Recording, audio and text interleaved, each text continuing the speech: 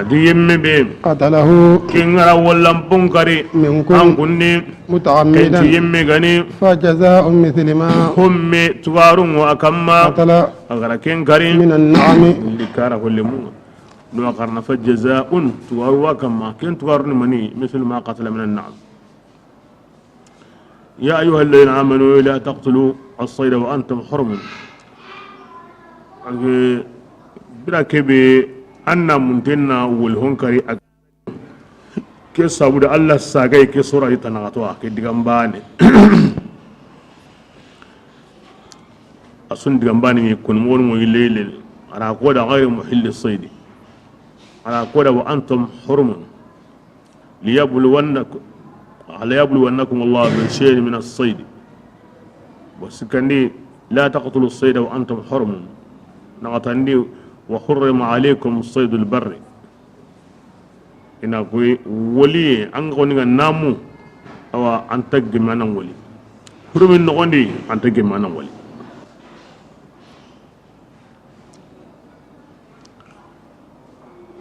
Musa seru Allah da kun jarabi nanti imma aywa komomo adu yilinkati imma saw ira saw ana Allah faran surun jarabi timma wali inna munde na guje kama Allah da kisindi bismillah يحكم ذوى عدل adi telengun to dungo hellinan kiti به ti aywa at amigan kaunga منكم an kunyugudi an ko islamu yugudi zawa adin igan goto igo dan faratu qabancan naga kebidan kunna kitin kuto hadiyan kini kuindi hoya بالغ الكعبة kini alkaba ya onyina kundu ya akitin gamo megan kabunya hayni ibn abbas ibn umaru ali ibn abi talib karamallahu wajhahu radiyallahu anhum kun kiti hirge ayo angana kin kare ken nyugo minga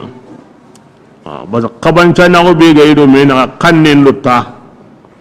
ibn abbas abu ubaida kun kiti gundun bare ken tugarunni kanan ibn umar ibn auf kun kiti gundun sugondi na ken tugarunya kan sugonga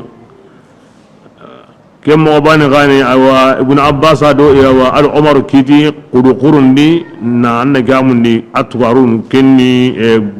kenni kan sugonga man qabanca da ona qurun ngala sugonna fil adbi isuna ina jin kada o gada una qurun tayili minni awida kan tawni jinye na mini ko sugundo jongwa ina mobe bismillah أو كفارة ebidenga aywa himbe nunga o gunnendi ime ganta kandi a komi sagala mu tankullu guanu kutu aywa kebidenga kun su me kenni tamsenyi aywa gundu nyugome kenni turenga kendo ture kun su tuwaru kenni kanyugomenga nan kawo hirgenga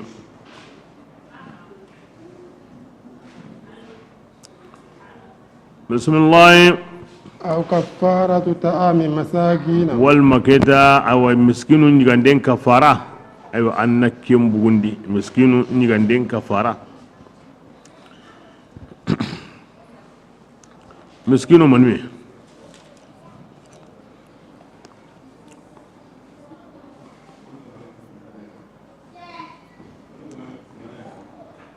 أنا مسكين تمي يغاني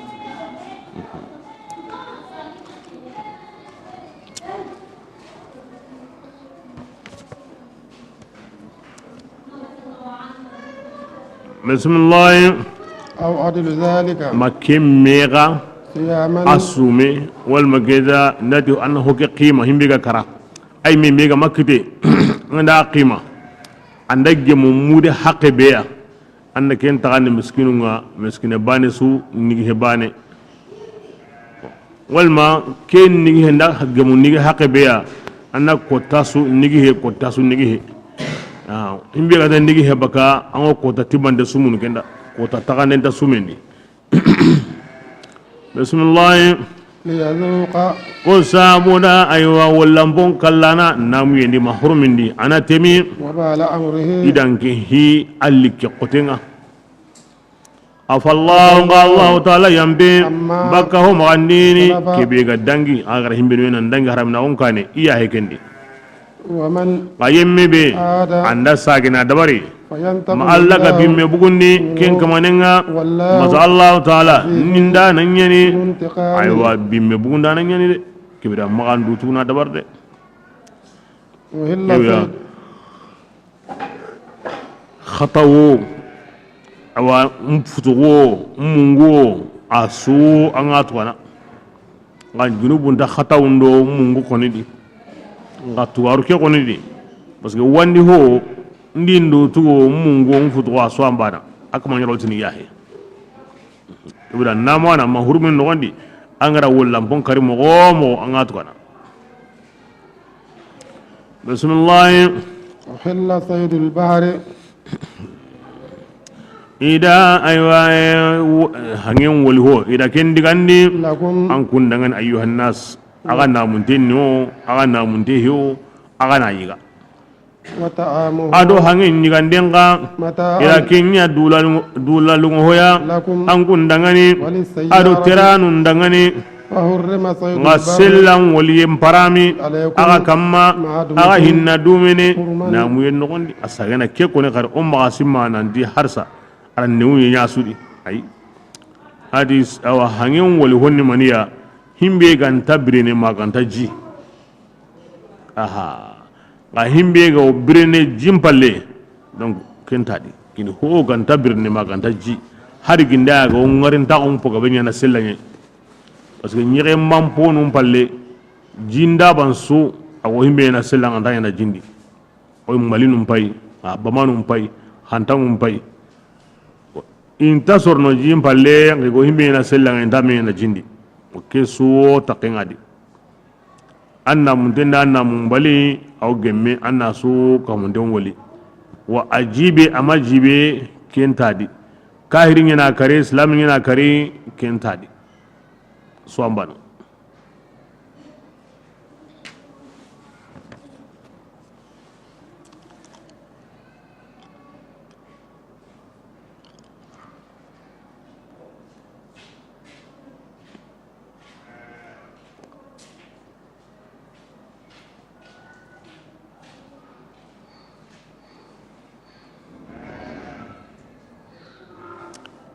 بسم الله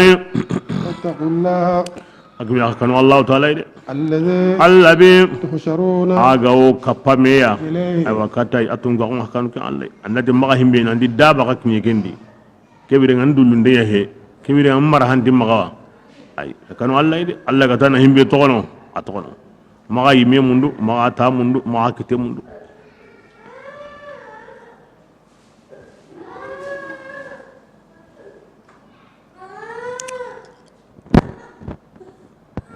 بسم الله جعل الله الكعبة وكذا ناني أنا منتني نعم أما نامون بالينغندا غندو هون ولي كين أديك نامون أنا يجا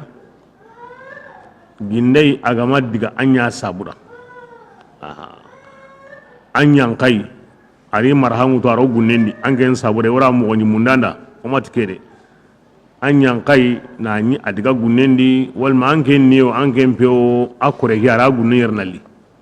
kebira na yiga da bate mida kempti basia honta kinga kempalle namu yemme ngana himbe wali jiba nyeni inda himbe walada jiba nyeni wa ma sadahu al muhrim aw sida lahu maytatun anta yigini an ga namuna to amma an ga walla an ga maramba ka kama sirra hongalla hijuni bitwai anna qari hangorna nyeda kentare de an ga walla na marande mbuga kama mele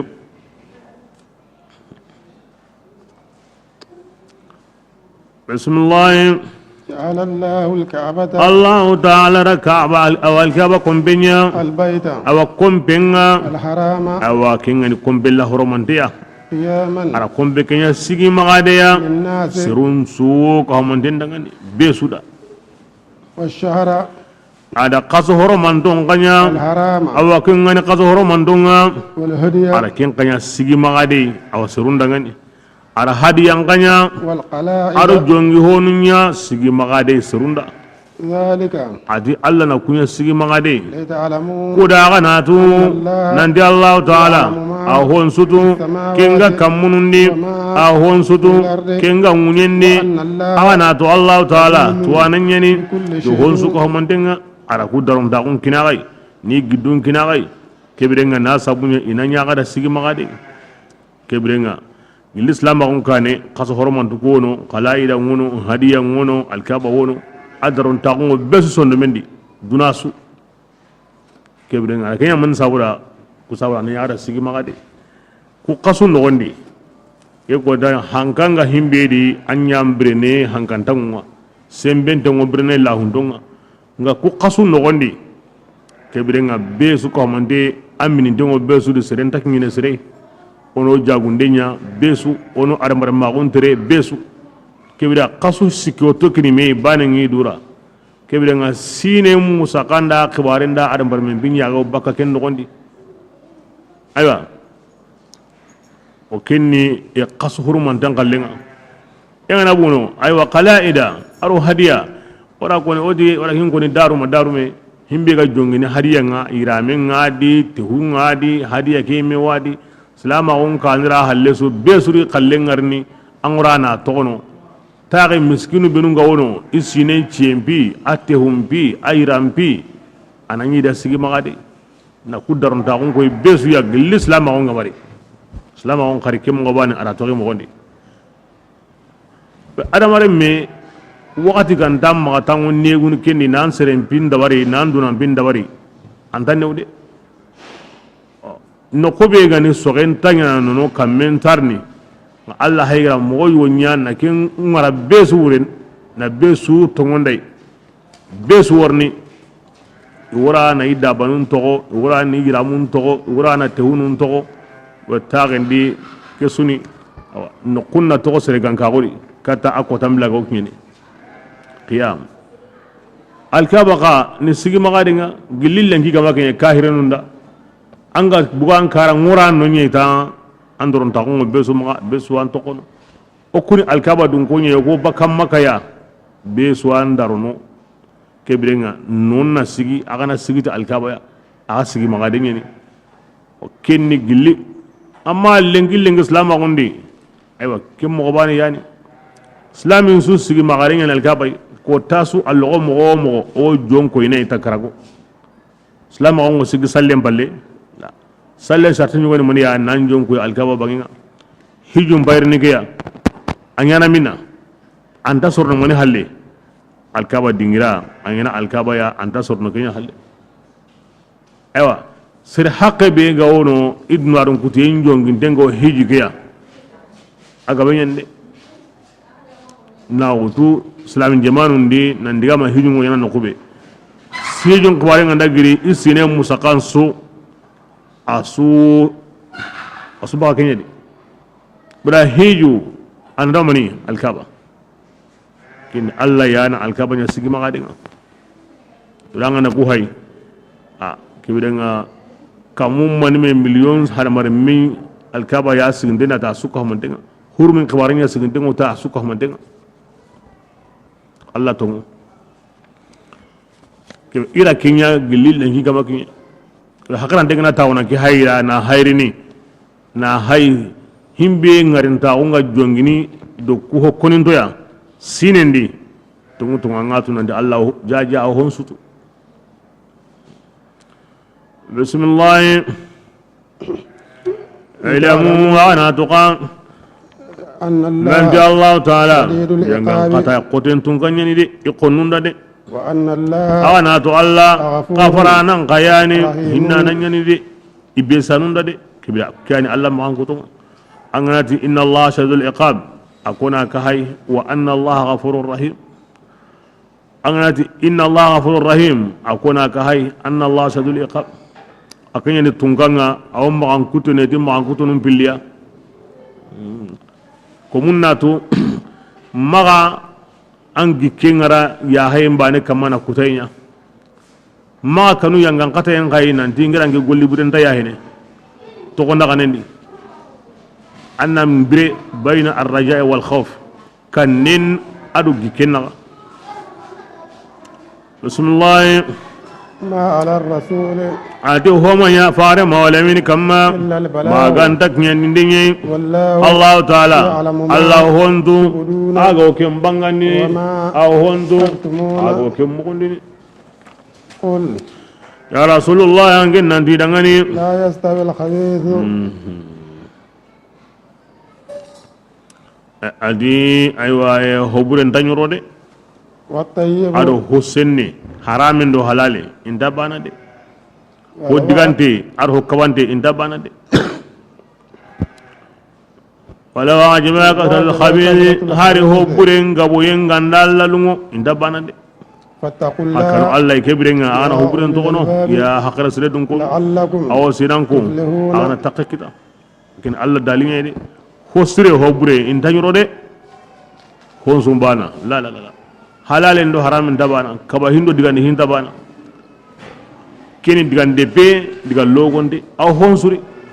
ti hare ho burenga na gabo mo agabo e kika na lungo nanda de anna to na ndaro usuren tabana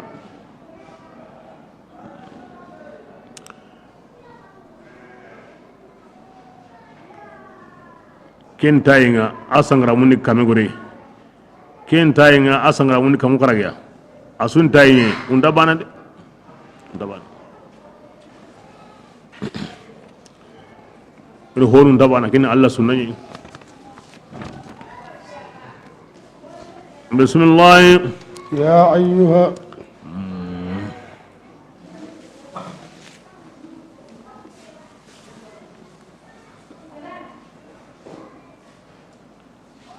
bire ni godangi islamino iturne ni gaba iturne ni gaba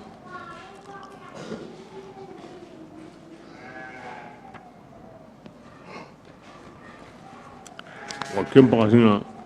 Allah ra ayal liti na ho gawari muwane imma nya dron na turne ya dron mo be galinda agalinda mo be aya yang kandi na ya akunne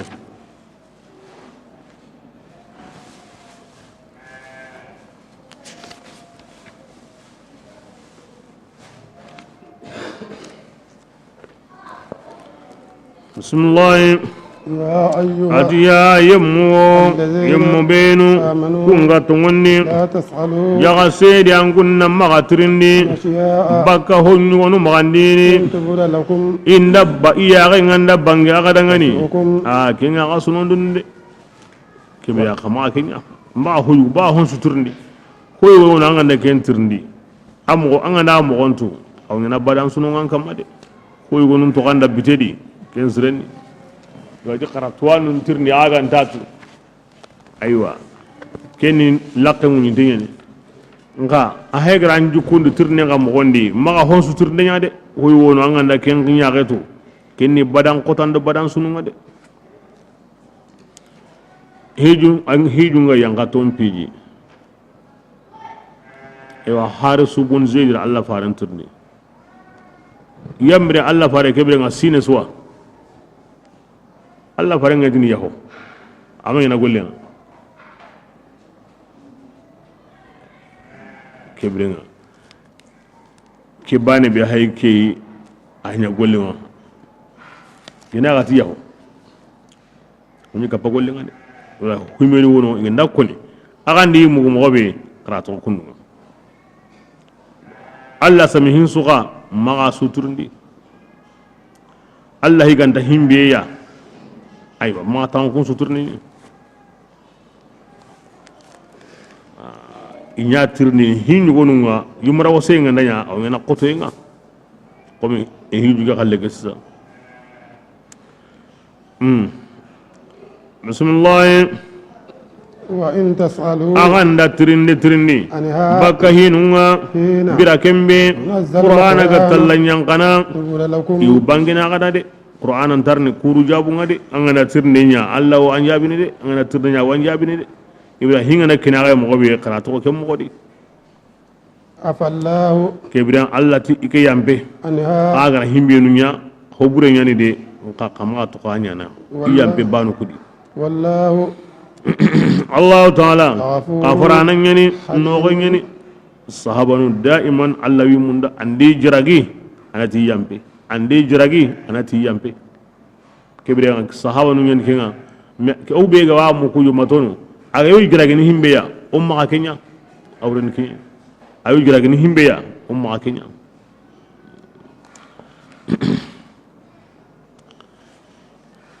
tuqanya na awrehi ona oy mina kimminya tibba sahaba nundanya bo allati yahi ma kemira oy mina nya allah ya hino ma ay awrehi tikinga de awre ya ni daron ta gon koy na sren jaragi na ngoso gatinya hamma kini daron ta woni kimni iga jaragi himbe ya ni oy memma kimminya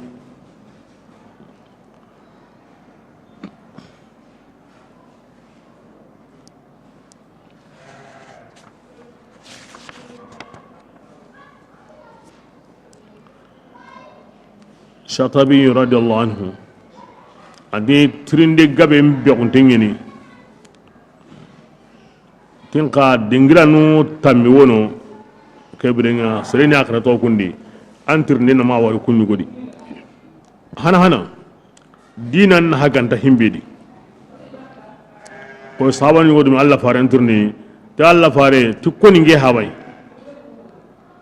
Allah fare ndam bawani hulani yayi ahawagan himbara kenkara ogo wa tuti habebe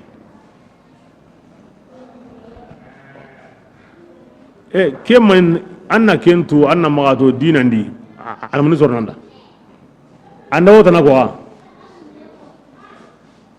hodo ma tirnini alla fare hangi hawo mina atan bawo yimbende aywa anga mai ketu arangra du sisa taso kom anga nguna sundi yo Allah faran damba o yimendi agar himeno arjenandi o soy kul lagamini o nyagal nitiya agar himbo yimendi ga badan sul bida ma hon su tirndenya dinan haganta himbedi anyi men hantadi ay woni maniya himbe gampun Allah hinga ko Allah ton piji yugonti Allah fare kemga sine suwa ay angodni aga don piji hinya na hamo nga turni gembo ko nga sine suwa anke lahin kinam po anke lahin hiju biga kanda sisa anke ndege mo on sutu hina Allah hinga ni himbe kem piju mo kontu kina Allah da tirndendi anam pakana to kendi asikandi Allah higanta himbe yime sisa ma ken tirndenya Allah fare bire nyuna awdini sahabonda zaruni ma taraktukum nganda to no wakati be akani to da ken wure ni ya ganta hoyi ngan ko bana himbe kagara kara kinya walla kama kinya ke bire nga masala ngorno hotna nudi kem pakatinga karin tono ba haju ntano ngeme ya ganta haju ayinga wa konni kem balenya ay ganda hoyi nta kurna yo zaruni ma taraktukum kibrenga tirndem pakatinga Allah higanta himbe kem pakati ma ken tirndenya anna katandi masala nu benu kan qoto awa kibrenga aywa masala nu benu khana isrehe kibrenga ma ken dabari wonni kun al aghlu tat karamogonun do fiqhegum iga futugunu masala nu benu di na kentir ndenya anyi me watu ke masala karam o gabe futuguna di parce que ayare misenni anga yaren tude anga munda dro na tirni kunu ngadro anyi ko sabura na tu yalli aqaw futuguna di wa manta futuguna di wa ma ken dabar ken sire akargandi na hot na kite nyimentirndi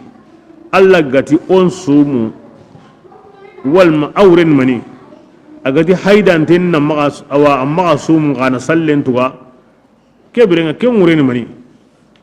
amma sumen tuga amma salli amma sum nga warni sumen tuga anta sallen tuga na ke ngureni mani ono kitum billi yanki onda yerni lagi har ginday kitten kullengani e mani sabura ona hure yanki mani sabura antaran diga salli antaran diga hohonya amma kuntir ndenya Allah ti kharakenya na tir ndenya mani sabura ay yimenta ke atum mundi nan kempanginya tir ndendi manga o kinyene duro qotoyenga aro juhoyenga yani anyi me hotir ni keta an kamana andu qotwa nan diga makane hiyo sabuda na to harin na hayi mentai koy Musa di seru nampi be ga dangi o seren kara Musa Allah nyaga na bangando da Musa te kara na khurusi amani me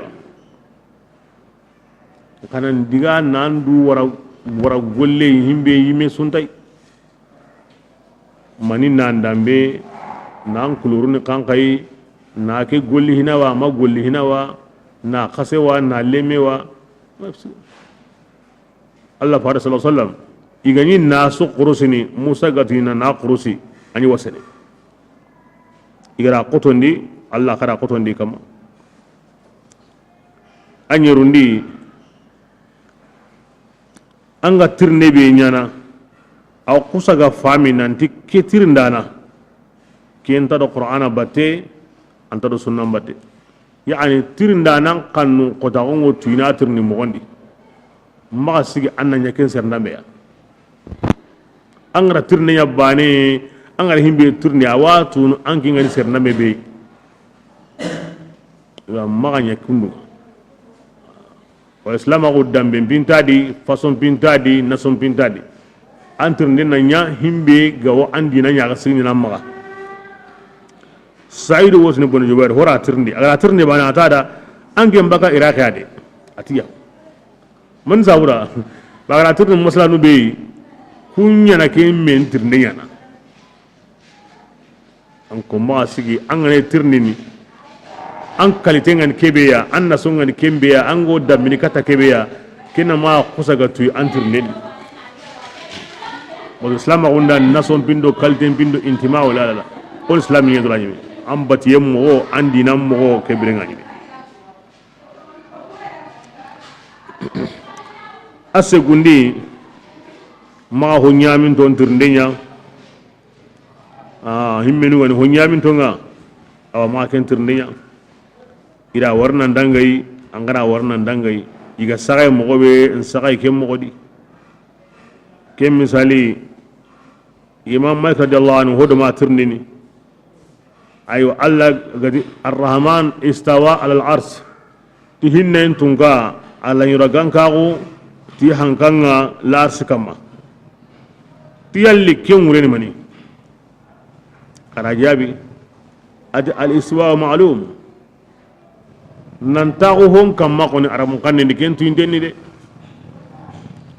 wal kayfiyya majhul nga Allah tago mo on ta kentu de والسؤال عنه بدعة نكم من ترندنيا كن هيجو بانتا كرمبا ياي صحابة نمانيا الله فارنغا تابعين نمانيا صحابة نمانيا كم بيكا جبه سيزادي أخرجوا أني هذا المبتدع قرأ بدعة يمي بغين خرابوين جمان دي خرابوني كبيرا والقرآن لا الدكتو أدي القرآن متشابه غادي محكم غادي nga mutashabihu ke hon wala murnu fitina sabu dangane ja ijarabin tenni mi ga tina kenya yaga mundu dangu ho ngani mutashabihu ya nanti mangaran kiten sawo kem kenyi bo kenni tirnde na hantay to ma kenya القرآن لا بيرو أتكين هو يسرنتا توم الله بكون مغون يقول الله واتو أدو وانا سباتين تو بدا ما تانو كين ترندين أكبوندي أسر قصندو مينغا هم بيغا دانجي إدو مينغا أسر قصو osu dambini katta kunyi ahal sunna wal jamaa o dambini katta kunyi aslafu salih sahaba nu tabi'in bire nyugo o walle me mi yo kaham bosni me kanema a joppe gilli aisha radiyallahu anha aro ali di jama nalli muawiya do allah faran kismarunga wa hakada na kentirndenya ko jonari ko jontadi ko mbako koy ko mabako koy ko holon sabari ay iwo karne ona tu himbe gani sabari nga himbe gani dina nga himbe gani hosire nga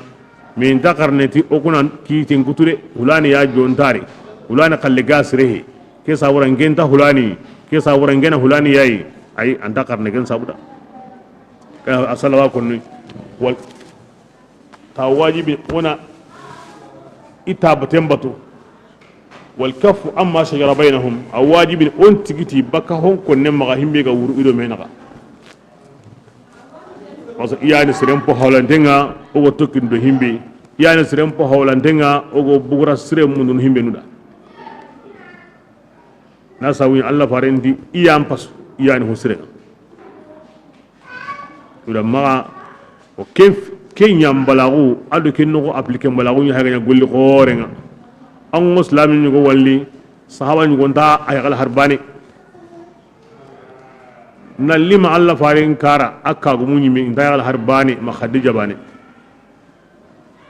na sabunga iro yere loye ya miwo kine igato maganya himbe saburai igati maganya maganya de kembalara kan talanga de kinya sabuni Umar ibn Abdul Aziz radiyallahu anhu kanan ka telemun tege ira tirndi digande pe digal logonte atu tilika dima'un kaffallahu anha yadi fala ulatakhu biha lisani ya subhanallah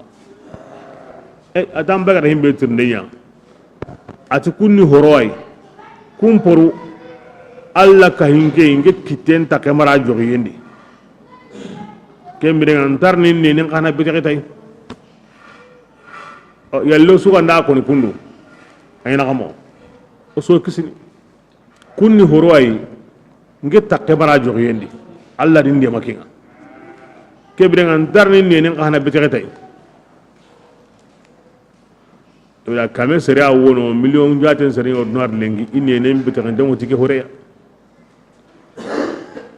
indagere Husaini ranya kundu Hasna ranya kundu Abal Fadli ranya kundu Umbal Fadli ranya kundu ya subhanallah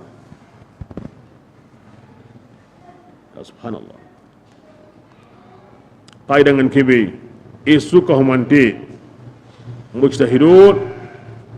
isura nyati duro khotenye anga gana nduro khoto Allah hin sabatienda anga na khataw parajibane wanda anga nek sawaba nga hillo wanda sunnan dun konu kun aqidan ni kiyai kim ondambudi ho ga wuri do menaga aho maya dunan bi sauda ida suka magenda nya kyan kamana kinya Allah sabuda fami munya munya bane aga ndani himbe khataw baraji bane wa kamanda bayaranya Allah sabuda khataw andani ga himbe agi musawaba nga baraju hilli wa kamanda oni sudaro oni suqanu kene wajibi ngokama yambal iblis daiman awrno hon swari na subonondi mo tamundi be beguntengani kannun qota gon tirinde ado nga munda na tirni mingra sehenyi mara kandi mingra to agon pakentu o kentirni kana ken manya أبغض الرجال إلى الله الألد الخصيم الله فارنتكم الله صلى الله عليه وسلم أتي سرون سوق قننتي كتا الله كين ينفرن اللي ما غني هم بيجان كان قطن تا الله تعالى أنت قانون قط مندا الله فارنتكم قانون قط الله أنت مندا أماتي وهو توا باسنداري غني منه ngatu agum paken ko ini serunga kebire ngangin daro Allah kendi de anke na wana ke hakenya tu kendi yang na ke sunu tirnde ngahera tamu tu bakadi kutirndu kusre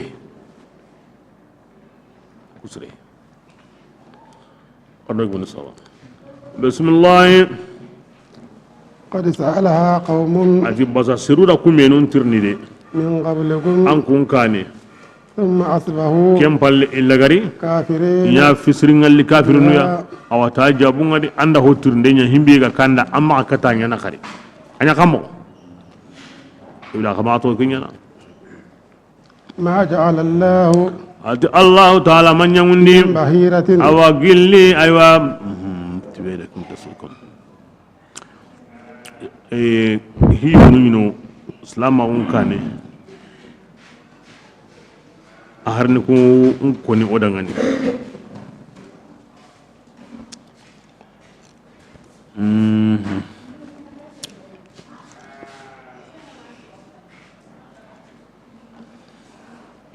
jahiliya ni inya gollini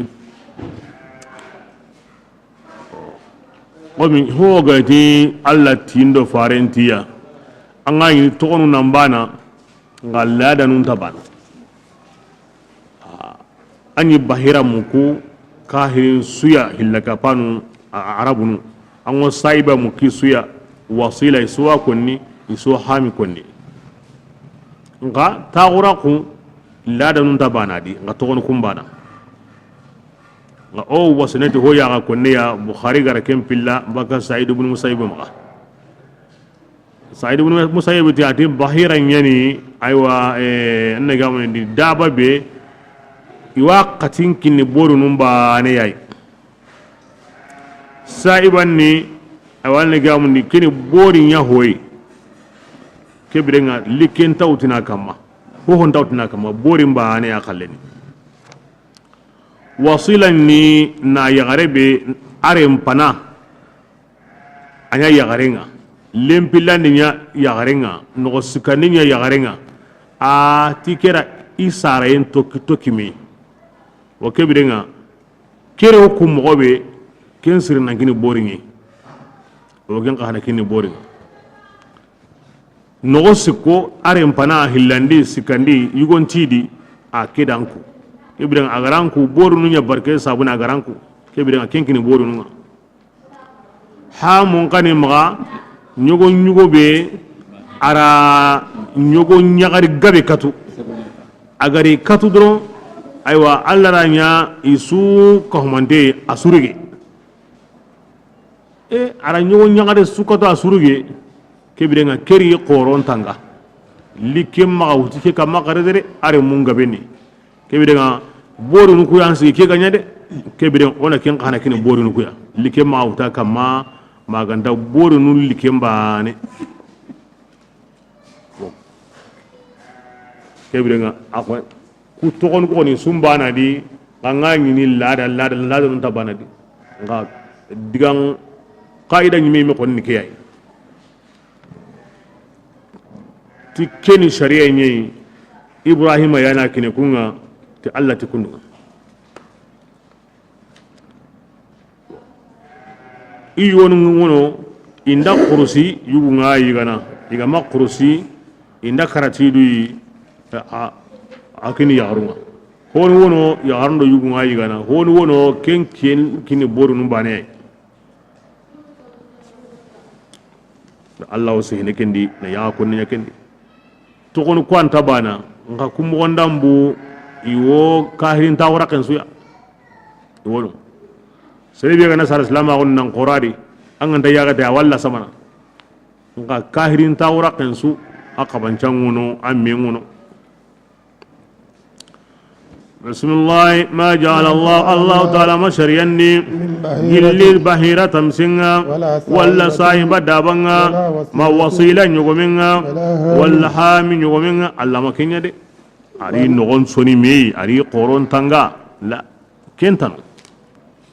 ولكن الذين ngayyem mubenu iga kafirahu iyana garen kudunu la sawallahu ta'ala وأكثرهم iho gaben la yaqiluna in tahqarana yimme ay hakaran de wala awa hakaran bali wala kane amogonta kinga de وإذا قيل جبران بي إغنتي لهم إدغني تعالوا كمبرنا قري إلى ما قل كتهونغا أنزل الله الله غرغن ينقني والرسول. قري كتا فارنغا أنكيتي أنتي همبيو جيمي كيمو جيمي أنا كين كيرا قالوا ina dikin jabun da hasbuna ma hondo ku wasa ogaro habani kin kammane أولو كان allati da آباؤهم kin am pasana kin an sana haram pawon gondani لا يعلمون iganta شيئا harbane to ولا iganta يهتدون kandin harbane kin an sana istifham lil inkar kin mo konin te de kin takabare ngo wasane di kandenga na samta kun to kono ngo wasane di tuwagunga na tuimbala kun to kono akena akran tagunga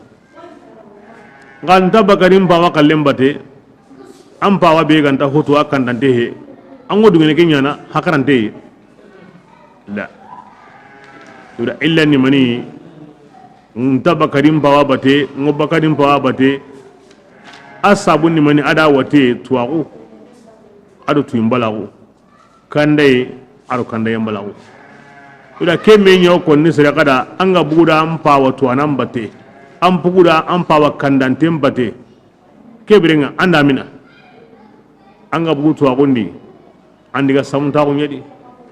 anga bugu kandayendi kenda andiga tunne nyadi bismillah يا أيها ya yemmu beno kunga tongonde عليكم أنفسكم kebrenga andu hakre to andu de yani anyi mina anyi metanga de anga surono mogobe anga sikki mogobe anga tlemono mogobe ke anyi me hiwanyi me mogade لا يضركم من agana tu yemme manya aga waga torono kenga sanku anku nganda kande de ebrenga besu ampakata to andu de angara nyi mekita homa bono de bismillah مرجعكم aga sabe non kunga aw kata allah ta'ala aga suzu فينبئكم allah na aga khibare bima tuhunga aga gani tamaluna go kengolini daiman allah ga nadiga men koni ewa fami mo burun ngoro nadi ina kusagra afamu ti kacce kutunda unwa nani lamuri en bidiginga allah wakrana konoda karame ya mari to sirenga karame hata hobrenga akarna kenya konoda agara koni nan dike birenga bezu hiwido maga parce que kenni afa mo hobrenga angana ndu kitabana nyime a kembida kare le diga munga wo gilli lengi hede gilli kem pakati watay abu asud radiyallahu anhu kembine khalifa hanan gilli hinjo pawati na to min barin kamatis jama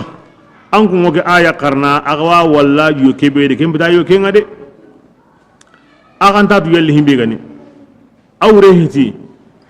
wana me to kono kembida wure ne ati wallahi ngaramu allah fa sallallahu alaihi wasallam wotini bira kebe adamare mu inda koni hingari gama yilla allah wi sullo wono ti yanga ngata yenga kebe nga ko nangada kara me ya mari to sirenga ane me hata huburenga kama ga do marasa de ti allah ti angana ndu kitabane kebe nga be sunati nyimme wallahi ane me ya mari to sirenga na me ka ba huburenga walla allah na se burunya ga akanan konga ane me ya mari to sirenga na me hata huburenga aga makenya suma allah gara ka kanan gonya aga se burunga kinga nanya ina ka temuni yanga ka tem po burenga aga sere surungo duwa unyana kem pakatinga allah nta jabini ibra kananga bure himbe ga wakena surunga ayu woni kikai na me hayna me tono besuti yime besu ga da kenya abubakar ti radiyallahu anhu allah wasir burun allah o yimin do jabi mbalago allah ko musurum maga aka sabo tanadi atira o allah farmasa irarga allah farenga kisino ne mangama ati siro sire iga golli bure nyana ita gora kenga ila golli bure njopa ita gora kenga ima yilla ima koni a maga alla gara wajibindi idu kama ina ken tawra ke logo ti yanga kata yenga isu himbe ra nyaw himbe ma nyaw himbe ga worni hobure ke kanne ma aw be suktana bane atikem palle inda alla khiri alla nti jabini ati wallahi anguna sima ki aya newa ki aya mi aya qotenta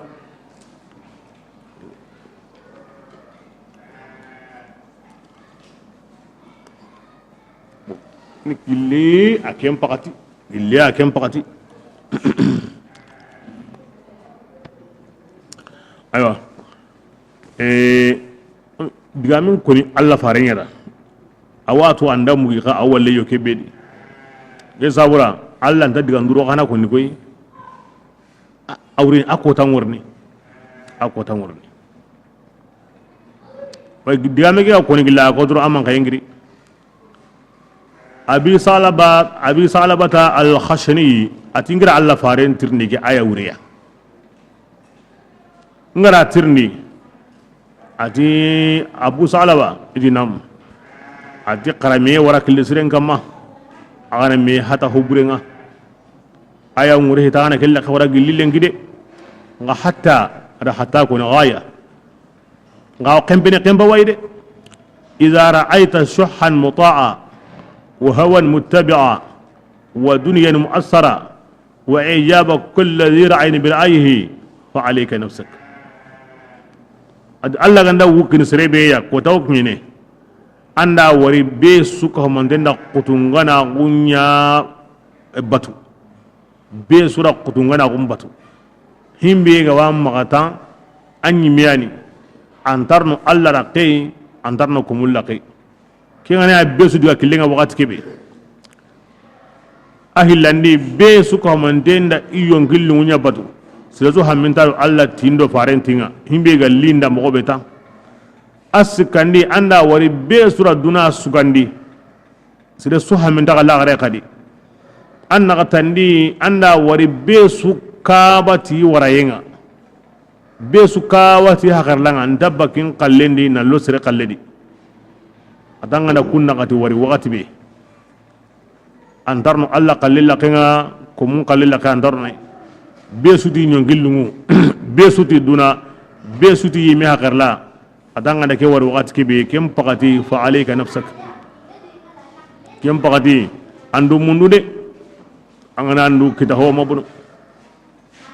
alla nta konni kunnu ngade agara kwa wakati nyokene walla farenda wakati ngoni aywa na kamo wati akinye wa wala maki zihinga wode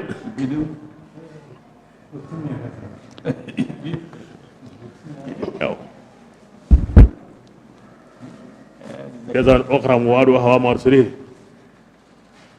ati wati biga kinye siza atanga nandu kita oma bunu atandu mundu de ati ndakinya konanda de ati mbayen konanda de andu mundu de ati duna bono anda sorno kadi duna bono anda sorno kadi awati kismarundo hoyne kunda simanta yongolantano ja yongolango dina besu wallahi yongolango alla la kashunya yada amega kiyegen goda balengana kamo alhamdulillah yanda la ilaha punya asal agamar sare gaben de la yanda amin wara gara koni awati mo kiyene rakinde sere andu mundu de andu mundu bismillah ya yemmo beno kunga tongondi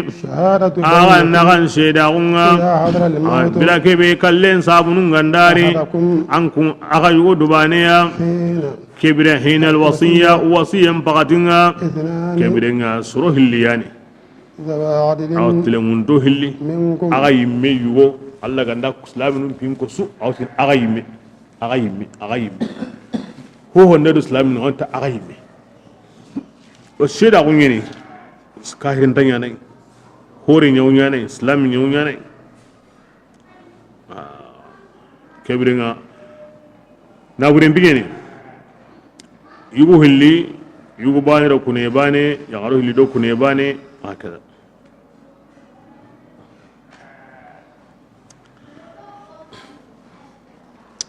wasi yino nan kaso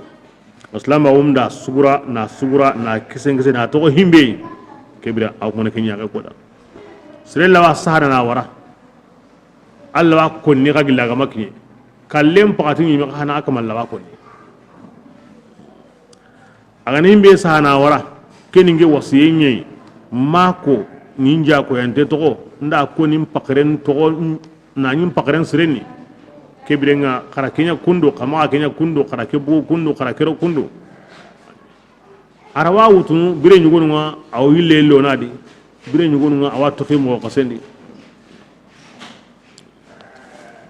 dawra hakrante annan wasiyen da bari kalle serentari wakati tude andare mo tude akenta gaba ire serendi nan wasiyen saha mana ko gilanga makara awana ko sirunda be ho gana an ka palle mai alle munda anya ko be suwa to atikunda kenta gaba ire serendi banda wayo iyo banda wayo bandanda ide alla ga tona sere gamanya amani girni tunne oti nimsi ay no hoygo ni no wondi nyamu ndana ko amakata ko ne kare kiya sabu alla watu olla hingo kine hohoya o worni tiwi awa mani nga magaya hoya wasu ya ko noda amota panya mo pe ni mi bala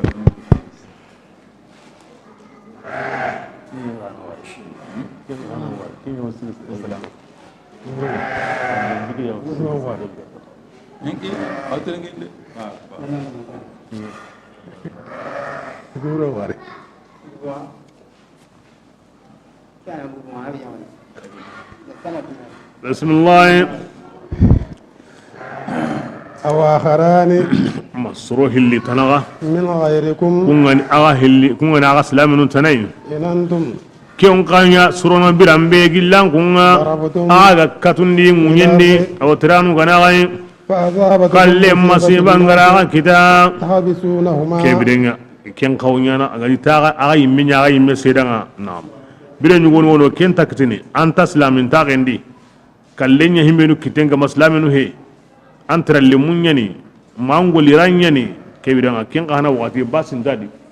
أن وسيين دباري وكاهر نونيا سيدانا كم تباسيا akun kallen ngande ana sai jana ku hilli hobusi من بعد الصلاة aw sallim palle min ba'di salat aranya sallinga aywa ogo sallebitu o kemme be ganya Allah faran kindi iranya la gasaran salli halle wa himmi wal asran mutu ti salle na kan do nyani yo kega wutu tikin la asran fusun ta ko ni dalle yo yana kaya بسم الله فيقسمان سورة اللينا كنا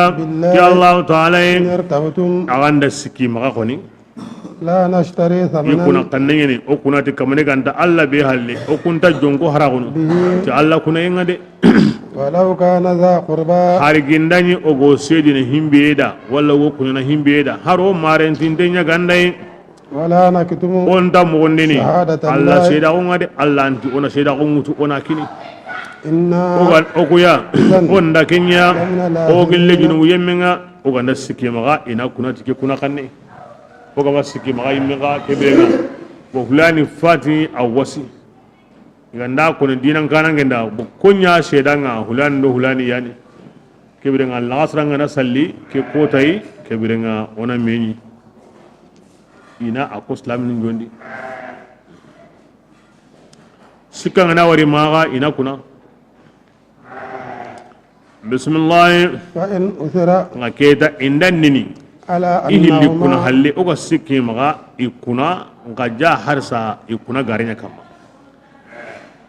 inneni nanti soroku hilliya istahaqa ithma iro junubun qaba yani ira garen kutu mi jambe ira hokka hoy mira hobugu hoy mira hokko kimma koni me kebirenga awtoko kunnu ngati kunawa la hillo tana يقومان kunnan sigi مقامهما isigiranga yani na kunen jonko ikata kun soro hilliya من kun الذين kana bugu yemunne استحق لوليان awa kebirenga alegamune aywa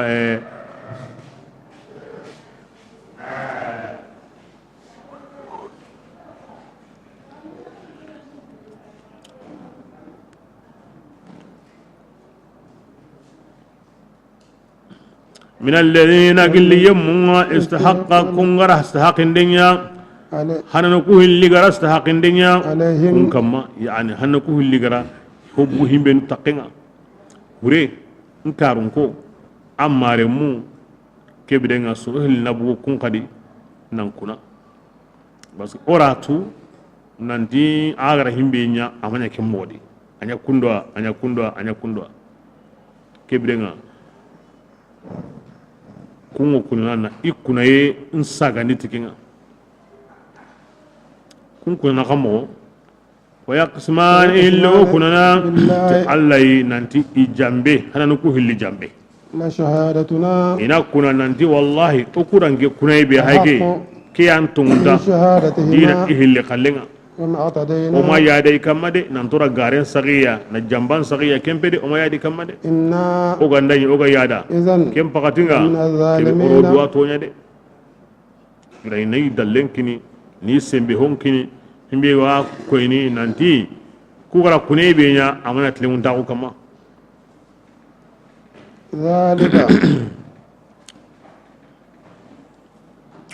ذلك أدك كتبك كونا كنين ساغان دي كنتا لمون كما كيان تنتا سيدا نندو وسيد أو سيدا نندو وسيانو إرو سيدا غمورني ياغن كما دي بس أنغناتو نانتين جامبانغناتوي كوتاو كوتا يورني ساغاي مو ياغوني كين كوتانا أنغنا كنتو كبيرنا أنغوت لمون أنياتو إناري بالشهادة تشهد أغنى ياغن كما أو يخافوا ما إنا كانوا يمغا أن ترد إما غالي كنا يساغني يكون كنا هلي واتقوا الله كبيرا كانوا الله أغنى جنبان تغو أدو غاري أغنى يامري يمغون عريقا والله الله تعالى أنت يم مكاندنا من الدين بكانوا يلي غارين كنا فاسغا ونيني جنبا فاسغا ونيني وسي نيامي نابرسا ولا فاسغا ونيني dan kini kenta krekrekne awanti kimona be bani kunay musagene kunay munyana nganda tu nanti amasro aywa kebira kunay musagene asaganti maniya immen kunay tamim dari awa akin aro aywa buzail sahmi amr ibn asiya gulinya nani akomeni بديل والما بوزيل ار اوداي بن ار تميم الداري اسرو سكي بو مدينه ديغا شام جاغو ني ما وبوزيل كي كالنك ني اسلامي ناكينا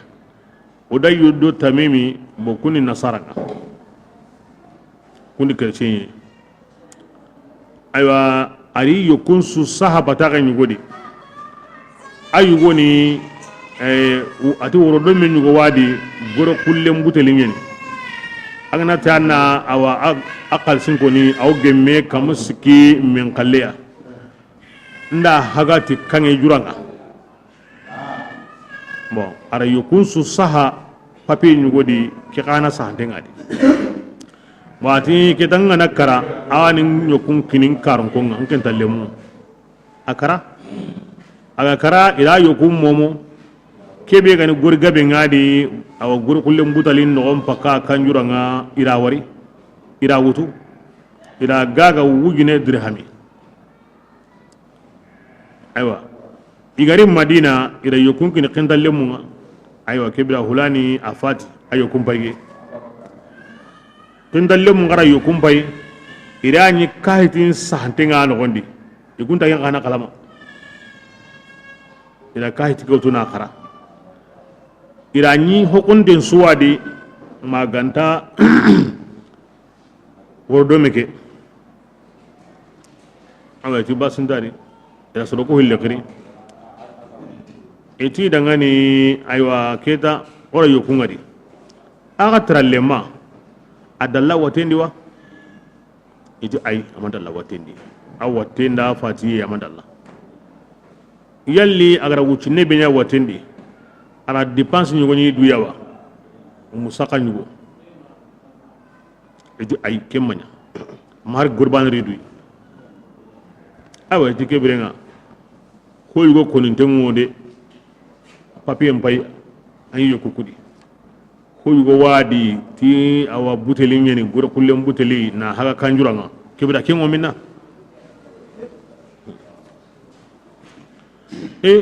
ito kunta gen nokoto de kunta gen sera mari ide gutu mo gobe adalla watendi ba nga adalla watendi ango dépense nyana iti ay o wutine be ganya ara dépense nyawa ba gina di yaho kebra ara nyana ho kon dege digaro kella kenga ngango do ama dalla watendi ama dépense nya kembere nga iri tirni kebra kekaw bina ko honsu wari maki igama gemari iri khiri kata Allah sallallahu alaihi wasallam yakin Allah faringa ira khabarin kada udayyu ari tamimuri Allah farin meri tirndi inti onta kalama kin aya nyanka Allah gasara nyugo salli halle ade khirira mimbar sendegen no kunga ni kunandi ikuna nanti ikunta kalama indi duna haragun lagaray him anyi ato kunu wahina wuce halle keme ho dakwanan bogo tagende anda tunu de ira tunandi aywa hoke awi batende ken sabati ila ko Allah farenda aya ke yanka na kutenti mandi ti kunayen palle anda tuyi nanti jambe ay nanti kiten kuti andaka tahine gare kiten makuti de jambanga tuyi bane nantan kuna garen kama kiten makuti de ya kare wa himbe kome gani amr ibn as aro mutalab ibn abi widaa kebirenga awa kare kunyani akindalle munga kunyani aka manjugunga kiyen gini kunye ira kunnan kuna ni ikuna yen sagandi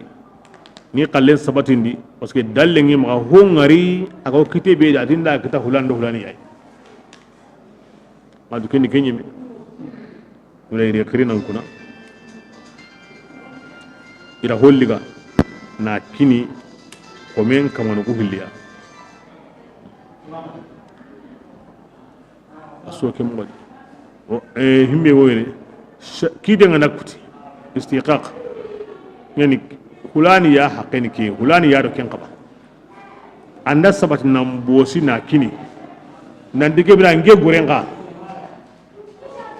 ali sisanga wari ona kenya ko nge gurenga ngira ko bo gugine men kala ke bira he guren penka a kurange nyimera nanti ira wandi honya gaganga ikuna nan tanti maga a waranke maga nyimete anda ko wi ya maga anguren ka chokono kini kamanenga kenni ken kitenya mandenga anguren ka kenni sehetana ana nguren ngiri koy iwono kinya murega yi nyongindi do angure mun na kinanga ingati wosiki bane jambandi haye nyambu kiti kuti ngadi hotana wadi kita ko kuti kundu ya garantendo jambande nyime kanna ahinna ngulangale dare awangure mun na kinanga ngaye ngana din takini mingure abo keberenga angenda honya ga bundinya ga bon dare aga sabati bane astahaqqa nan di kyado ken kaba kya honi ke kenga sabati bane sharia nan awari ga nan kine an kalli kika bugu bote be dani mononto diga kara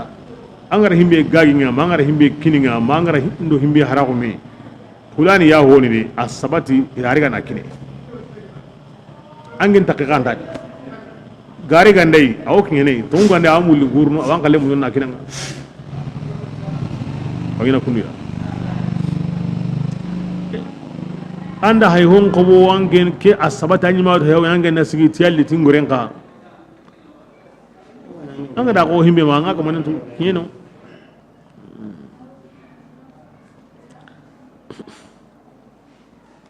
o kigare do kin nambara ay abu mbalawti Allah tinga kianya tenguna kidran mpaka wandi munyen kobo wandi kan kobo wandi nagon kobo parce que an tsang dengay angay mi watu tigi tigi ke kalle angatu nga angatu ase nga nagiri ko tawen duro ndabakari anyo sa ndo kin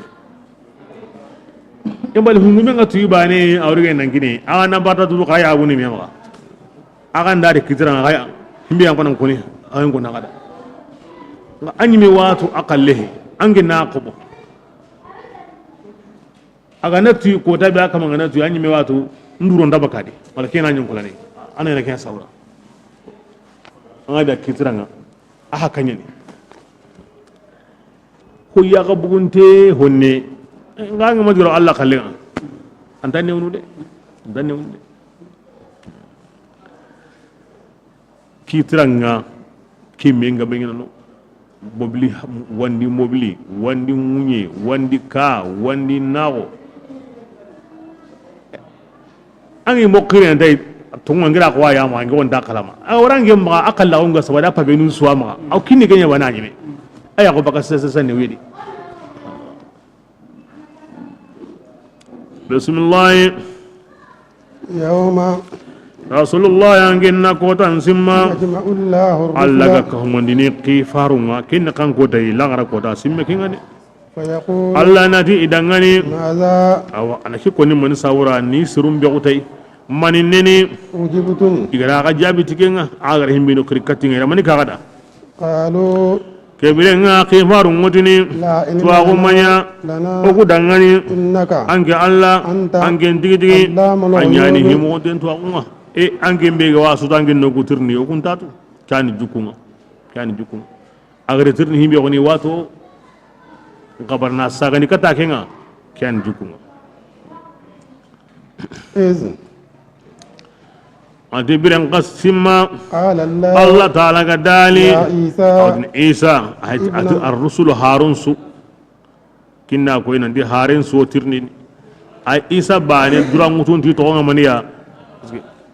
hoywo dangi kendi kannana burun naga kemma dangi kutun naga kenni mani nanya kamane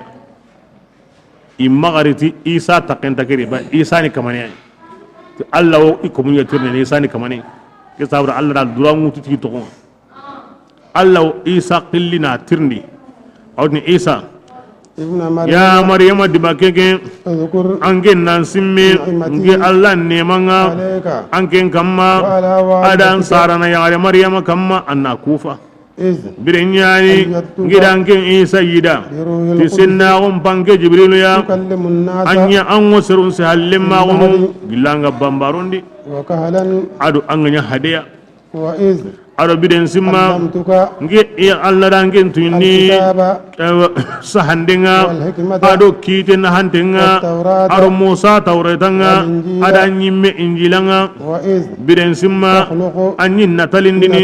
gilli dati qodin denga الطير anya nyena koy kampi hommo gombe بإذني tinga Allah dungayenga فتنفخ anna kusaga futandi فيها natali yekeni فتكون ana kusaganya طائرا kampane بإذنه tinga Allah laniyenga وتبرئ الأكمه anyi hinki magampete jarana ado sahinta kote jarana tingi Allah dungayenga وإذ bilen simma يخرج الموتى anyi karahuru mbugundi ni kaburu nunni tingi dungayenga ni ngarindi وإذ bilen simma كففت بني إسرائيل ngera Israila re munda itigiti عنك bakam magaigati wankali mankita ndan segindi إذ bilen simma جئتهم angariya بالبينات tidalli bangantunga imadungi khannun ko ta ko sawura وقال الذين kebirenga annegam ati yemmunti كفروا kunga kafirawo gelli bane sayalan kunga إن هذا etike Isa manya إلا سحر maganda korotindan arangu مبين golle sunu koroti bangandi ay Allah ana kedi mo gizayde le ana hinu nyamin serem ma bismillah biren simma أوحيت nge gana aywa farina kunya إلى kata an الحواريين karallen sennunga أن ndi yamari an kennenen kamma kuyani آمنوا di da katongonni tinge alla bani na kunga adin pare isai قالوا karallen sennundi آمنا o tongonni ti alla di fare isai واشهد alla anyi menya shedanga بأننا nanti okun مسلمون o dukinanga de إذ ko karlen tutso atamudu hilwani kwani isa ga yumma tonum po kalasintonga ko musa kallunni a tanyere ke serenga alla farenga kalleni surokuna gatiya bismillah إذ biren simma قال karallen الحواريون sennungati يا isa ابن ya مريم maryama هل dibakike يستطيع ربك an kamallaw gollini أن wa ينزل ana مائدة yigandinyo ke yankandi علينا an kamma من السماء nambudo kammunga قال isa ti dangani اتقوا الله kanu allah ide إن an كنتم kumbenu gani مؤمنين. hossennunga amma aya mundu de an kunnan khora keda de kala do mo de aganda ni mu'minina tumundi yemuya قالوا eti isa dangani نريد ko la muriyen kebe ya anda wado garanya awre ne ona yige منها ayugoy وتطمئن قلوبنا kebe nga o sondo munna ma hagi ونعلم ona ri maniya ona tu dankana kuya أن قد nanti o watu صدقتنا allah rawude ananya ainul yaqininga ona tu jan anda tungun koda anga tani annabi nyimme kebe nga o ka tan himbe nya a hayganya ونكون kebire nya o yimme kananya الشاهدين awa shedan nyugoya عليها. ayan kayin kam nyimme ya genda wari قال عيسى ira yimme koni ba qasd la muriya sire ndi basiya kahirun mu aya mundunu allah wa begun to gunda nu ngam mundunu allah wa ngiri kallen yimme ko wona mundana kiyanya de wona wuti bakka tuwa go yugodi kata tuwa go be kan kallan muntai wona nya o yimme ya genda wari ni mera kenda yiga ni me ya genda wari wona nya kinga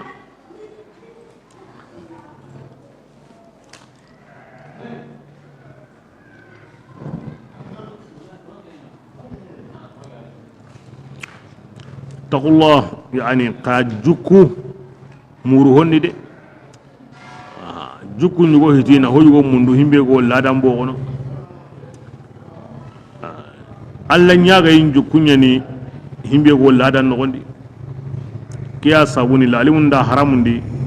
na duwa unya na alla nyaga ho yugo himbe go ladan bo gono yam paramtin alla ga na nyanda daron ta ko sabuda nga anyi mena alla nyaga ma kenya ganya kebira tikem paramtin bay kembe di jukkuy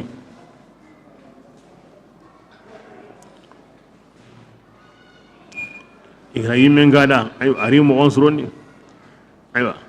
ay yanki ara kasandro gellondi ar arkanu hilli salli ari yonko lambi hindi ni ya gontere bismillah قال عيسى kem bagatinga isati ابن ngana مريم maryama dibakena to kella haladi اللهم ati ya kama ربنا ya qorondana tine manga أنزل wanya مائدة gana anna yigandi nyoke yankandi o kamma o do kamunnaga تكون عيدا ayanka innanya banai لنا o dangani أولنا o hananunda وآخرنا ado lagarunda وآية ananya taguman jakore gilanki allai nanti anni laniyana nga wankini amparenga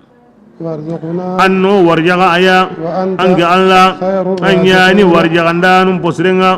قال الله kana duwaunga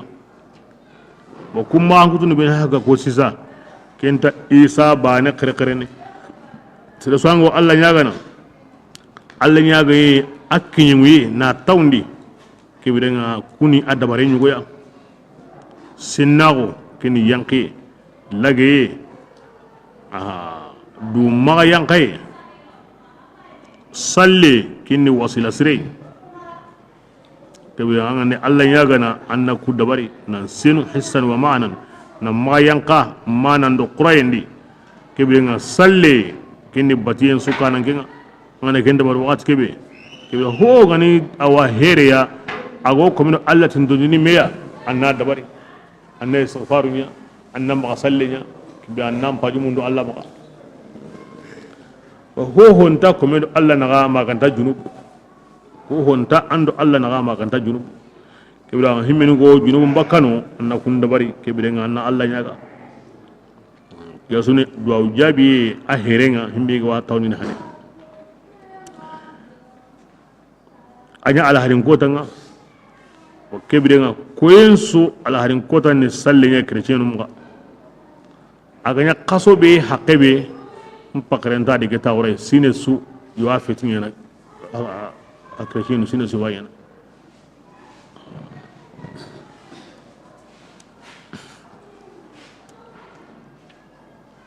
bismillah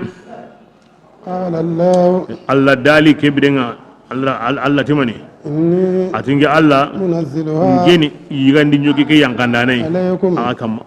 فمن ngayemme be يكفر aga kafira ngono بعد aywa yigandi nyogi ke yanka halle منكم an kundi bani Israel فإني kebirangi Allah ngiyo ku nyangan kadana yangan kadana ya لا nda أعذبه yembane su yangan kadana daga hono ni gilli kemmeide kebiranga nya gollenga nganya na ken isa gadi ittaqullah hakano Allah wa kun suru be hageta kun tamro hillo be hage be sukka mande bano bane gawidi e sara kaba ko nyugo nyankenda kendo banen kallenta bana aw kirana kama ko nyani jondi watun do jare ku ado hure grindu ku aruna hoyge na natali na dabar na kampindi aw kirana surun kibar ni hombe saundenga yi kombundi jondi isa da kanu Allah arino kun ngode yande Allah tinganya na nga kangare be wada bate ayyan ka halle himbe ganda bara na golle sauken ka mallagara nda mi nasri ken kangare kote de to kote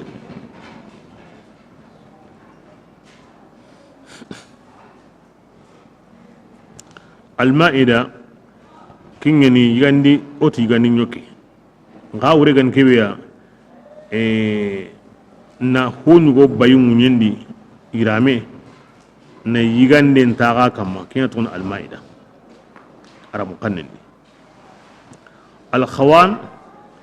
kini yigande ntabalinga as-sufra kini na hati ndabari na akutu na kori yo ken bimme ga du baganya ken pakati yo yigande ngalla ken no gon tibiranga kusikia wono yigande pinu na iramen bay na yigande ntaga kama wal makana tabalingara na yigande ngara kama mana hateke kutuna kori na yigande mbundu ginendi na awran gon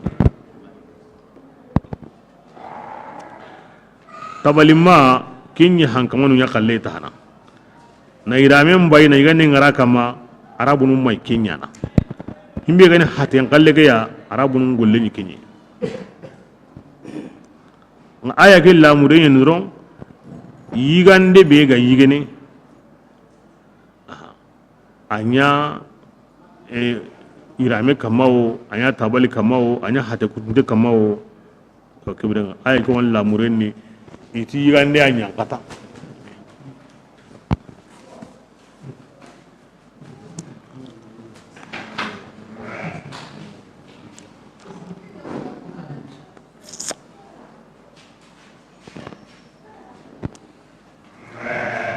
ayanka awo muswara dumbendi akorentenni na muswara lemanu ngara kama tabullu hilido me na bane nga wure bane nga kama baka kamunni ma iyare way rini iyare way ma ga worni taagu ijondi isa nabillahi awu atin kama nganya gana anninya Allah ku fandanuma agri qari allage asalli awunu ara muswara mbuway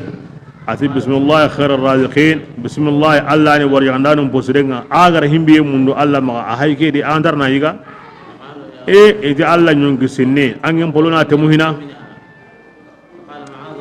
ati arninge kisinda yige nga nginda harate mun aga be gata Allah na kina gai aga na yiga na de isa gati ken ta yigana ikanu ikana yigenga kebira isa da korinton kiri na hajugumun kiri na watunton kiri sahinto aywa murugunto ati dangani kayige gilli alla warjagenga nyagali ngan kunda gabbalaw ngan kuntanada a jamalli wujinero kamusiki yugondo yagare asu sere masibante awore wa nyugodi wujunu nyeri aro kamusiki asu sere masibante imatla yiga inga awa anna gamunde awa yiga ndinyoke agiri nandiga akampi nandiga iya gawai mago tunniya ke jama kore watunde be gara yiga ansaha jarabe go kebe anjarabun giri korinte gan himbe ya anya bannaya himbe nu gama yiga inimsi amagri aworni ko tasu tan nagate kota so aworni ko sawurni hon tanda kota wara aw kota wala kamo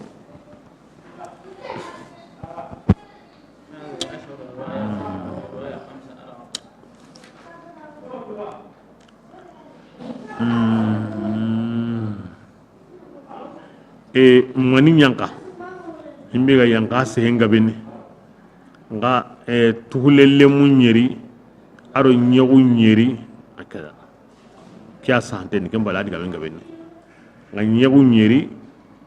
aro tuhulelle munyeri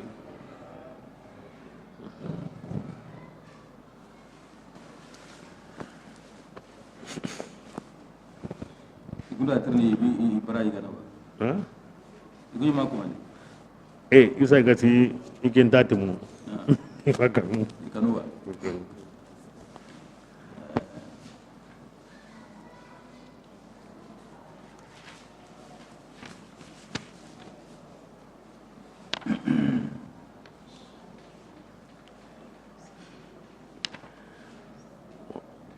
anya awu yankana wuce ke no gondi boy dige biran karayiga minu go ayiga na nga kama ka sawna ko mbane dugure aga maken ko ni ya gona to ko yankana ira saw ayan kayen kuti minu gara saw alla de burungani nyaggi jimbarenga alu sanumpune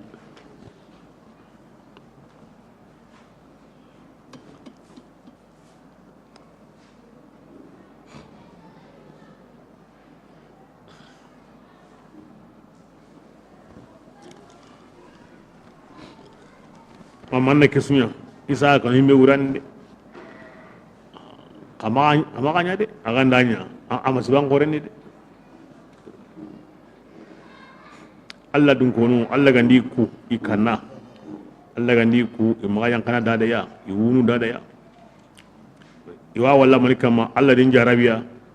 isa kanu amagayan ka ara alla nyaga anda khere nyinda de ngara himbe munanga kebran katandi aku fandenga katanda ku fandenga alla dun gonu ke mo yani alla gani sawon kini yasu in alla ya gana ani katanda ku fandenga amma ani kamma aw jarabe ya bismillah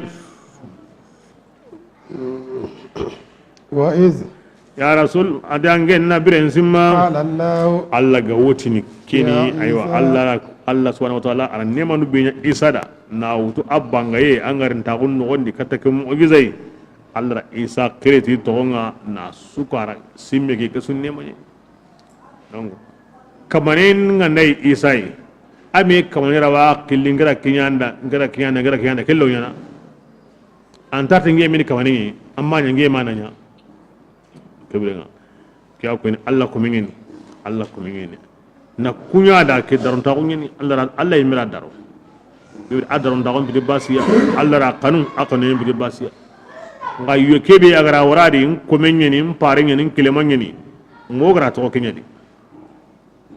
angana buari ko mi yahudiya nu anda hikita angana dangite ko mi nasara nu anda hikita be kene isai alla ma kundo angari ko mga ma kun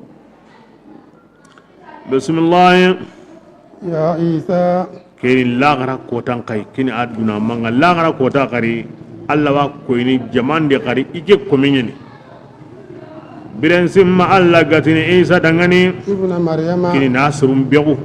ya maryama dibakeke أنت yalli ange isa yaniwa angati serunda qaringe isa tigiti nimma maryama kamanu hilliya alla tanai anyana ko serunda ba قال Allah subhanahu wa ta'ala aw gillillah gara kota Allah ga ko ini oya nanti aworni har sikandadi Quran ranga na hayna wutu ma Allah garo ande illa gara kotan ko no da su ara wurne ya bi siqatil madiya ko dangin ten nyam wode ana ko nike mo yare amati iz yaqulu li isa ba makina iz qala aw ko ma dangi ko la gara ko dan kibare Allah ma kenyime aw ko ma ngina dangi mi ago ho ko no da nan dikyo nyana anda ya ko ni awasu nyana bi siqatil madiya nda ko ana muwa ko sire ngande sigan nan ngarade ko bure ngande ma sigan nan ngarade ahinyi me ko ngana kundu ya antati ni ngurni ay awti ndanya kundu bala makinyo ngana koy o ya on dan kana wonan dillagara ko tampi Allah ma kinyeme kinya sabun islami an sallendi takarako ko tasama ko ni anna as-sa'a atiyatun la rayba fiha la gara ko da aworni sika sundadi to balanga saka tabane bana wasu ngan sallini ko ta sanga kun anta hiyani bismillah ke Allah ganda ke ko da an kin yana ko tanda manya kamane himbe ga dingewa ala isa walla jabini kinga nyini akanu asralle awtini subhanaka sinna wanda Allah ما يكون ko gan takaba tanga ando ken takaba de amanya gam paulanda nge isa dangani أن أقول nge na ما hoko ليس بحق kenga hiti haqqi nge dangan de kembi dingi haqqi de kamne ganga kon kiri ay kembi dingi haqqi de kenta holan tangena kenya إن ara ki كنت ara jabi kunda ken jukun jabi ndenga de ma ko ida garen sanga ay Allah subhanaka angen senni baka ho maga himbe ke hitanga ngena kamane ganga on gara Allah ken bidingi haqqide in kuntu qulituhu ginda ngi sagara kenko فقد علمته angenda kentude تعلم ما angen hondu ngega o kem mugondi ni nyimme sondo mendi nyongindi ngangenda hondu في نفسك ankenga kem mugondi ni de antu agondi de إنك ange Allah أنت angen digi digi anyani o mugundun tuananga ما kebiranga قلت kyani لهم ajabi kundo ngande ngara ko angenda kentude ngi hom wonda ngatu gangi ngara to awbe mo ngi ngenda kentude bangi honsutu ma qultu lahum ngi ma ho ko nin serunda illa ma ganta himbe angari ngi ya mare tikem boya أن kenni maniya antina manikida kuyani أعبد antina الله kida kara Allah bani nawo ربي Allah ningi Isa yimme kamanga وربكم an kunga kamanyani وكنت na kida antin na kida ga ngi Isa nya شهيدا tangin danai عليهم ikamma di sheda kunga ما دمت nimpinna dumine بهم idi فلما abirambe توفيتني angari ngeri ga kata duya كنت anke أنت nyimanya الرقيب tangin dananga عليهم ikamma de ange mayno kendi de وأنت nin tono ko nin mo ken kala mon da kida ngangari liga kata duyi wakati kebe aywa hinu nyam gobe anke nyanyino anke nyani شهيد sedanga على كل ko شيء su kamma ngi ga nyino amanya palle nge bugo halle no ka amanya palle Allah nyi mina hay anya kundo kini nge banginga amma an ko mun bange in tu'adhibuhum gillanganda iyangan kata himmenu ga dume kafira kun kamma an anda kunyangan kata فإنهم kebirenga annatu ikunga عبادك anya komunu de kebirenga awa awo kamanenda anyilanan kupe komuni mogobe galunga da balle ntankama وإن تغفر an anda kafari لهم idangani yimme kubinu ga tongondi فإنك anke Allah ta'ala أنت anke tigi tigi العزيز anyani nindananga الحكيم. anyani gemundindananga ahinanke nyamba قال الله Allah ta'ala ti هذا kila gara kota يوم kini kotai ينفع الصادقين صدقهم tungun don tungun ina hanande angara tungun ko dunade komi Isa la gara kota an tungun anna hana aha lagara tungun konnen bede ay lagara yani tungun karai be so qire ne ti kallega nda nya nda ko nda kari nda dolo mini mfay njene be so kallen konni garanda kutun lagara ngan hanta iginda ngama tungun ko dunare de lagara ko tan ko dai tungun tongara tungu be ko dunadi de awi na hana lagara ko ta ya sawuni isa ga tirni kallenga nin togono anga tinna himbe ko nda kenya to anyi ma kalama Allah kawa to kenya ko kibda mas serenna tungun koni dunari de anna tungun golli dunari de yin lagara wanna hana bismillah lahum jannatun awinna hana kamo manin kinniya arjanna ngoru ngi danga tajri lana waralla ko ngurunu ki arjanna ure dumanu niya arjanna keni badanum badanga Allah taala dungi baki magati batiyenga ikana dungi baka Allah magati barajenga yani igara himbe nya Allah da Allah dungi tay ari kufa ni tuba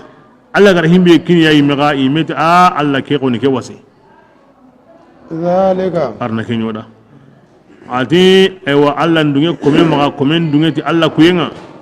kiyani taqenga ala azim ken qorengani arna ke nyoda ga sawun maniya tun konne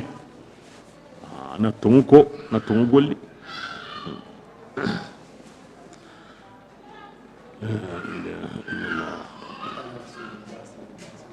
Allah faranti kisiyenga maru nema siken ko dangnanya ina kirni annabinyum ali yumatunu kem balle nabillahi isa ine kanne warai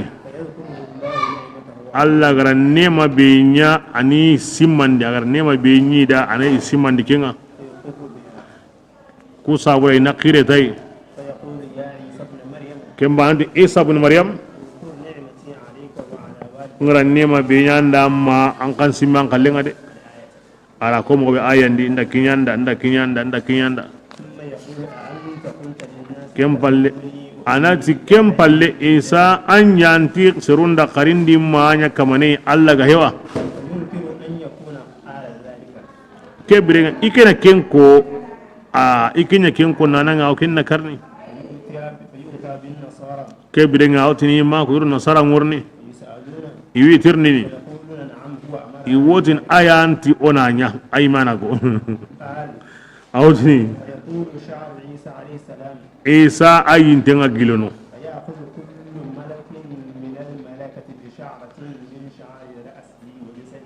malika o malika besu ayin ten yorigana ayin kola nyinte ahata nyinte kebirenga iwo awa yuja iwo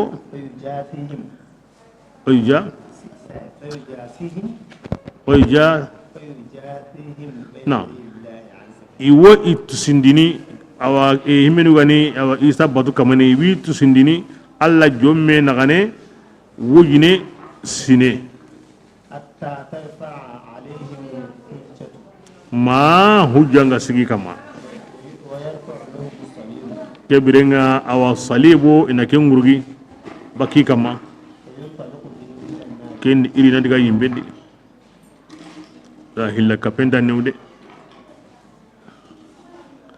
la ilaha illallah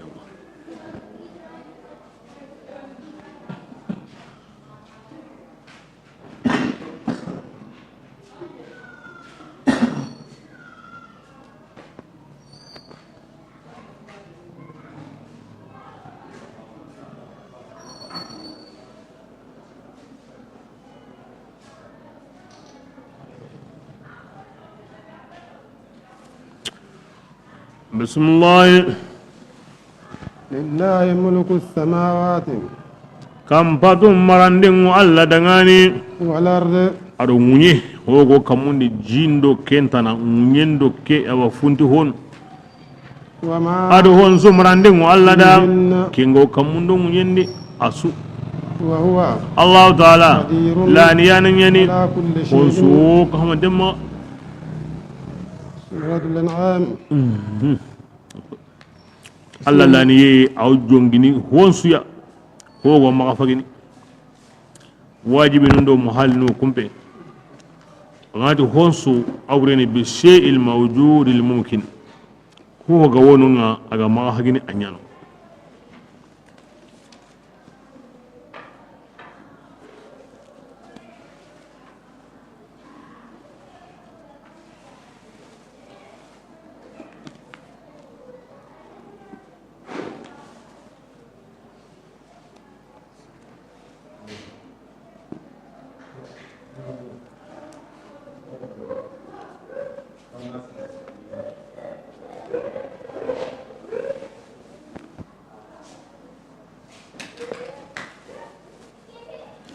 بسم الله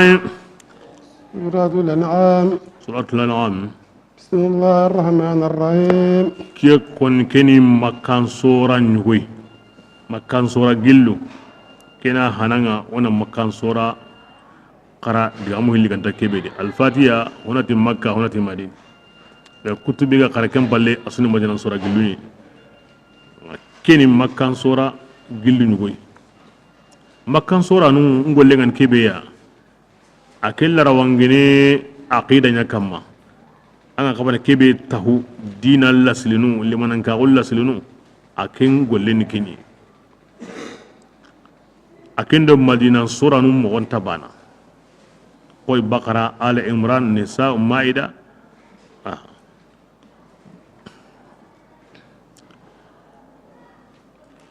كي سامو دا يكون تا أو كبي غني جمان سوني مغو مكان سورة أكن تكين كوني كيتو مغو مكان سورة أكن تكين كوني قوي سومن توليدي هيجون توليدي أنا كينيا كين قوانا نيانغا كين تولادي قومي كورين كيتون تولادي أيوة غجان كيتو كل ما سقان كيتو مرتون تون كيتو كنت تولادي كتابي كان كون نصارى يهودي منافق كون كيتون تولادي himbe gan khora ken suide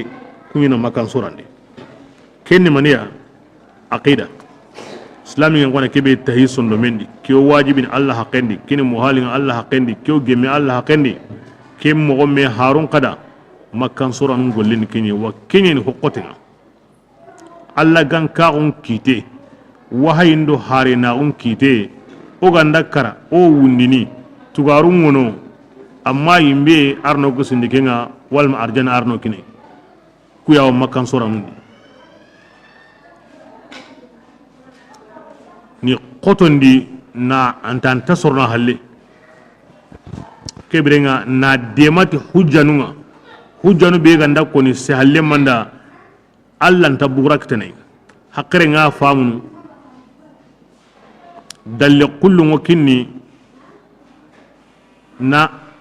antirnde man pakarla na ko na surondi manyime katike wase parce que makan sura ngolin kinga comme que sura ke sura ngana hay e digan kon mo onu hilliwadi a kunta gaba sura tanadi balagumu ken famunu uslub at-taqrir uslub at-talqin kini se ko ni mo hilli arabu kanni kunga ke sura di mogobe in tagga ba sura tan di ke mogodi na diga men ko an se halima ma yimme gati tunguni an kalleke uslub takhrir talqin na hon ko serenda manga famu indake kinda nakeko indake kinda kin jabun ni kai indake kinda kin jabun ni kai donc an gane sura ke hayna fam mo san kin tunadi uslub taqrir uslub talqin donc sura ke awdi amul kin kama mosir aw dalle yankini ti allah bani na huma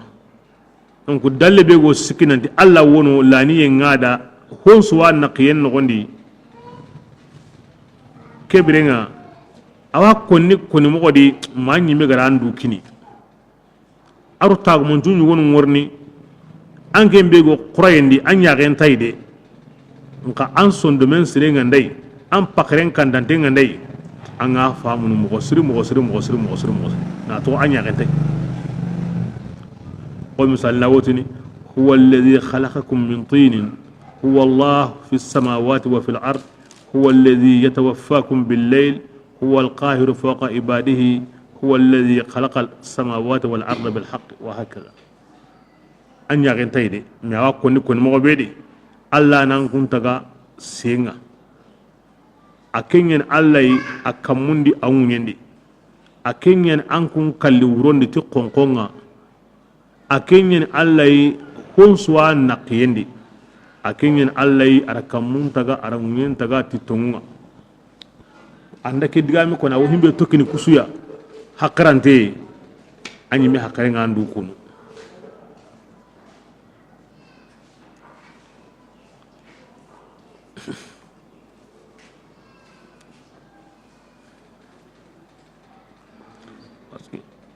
akmana se himbe nuda arabu nu nyani wara mu kannentu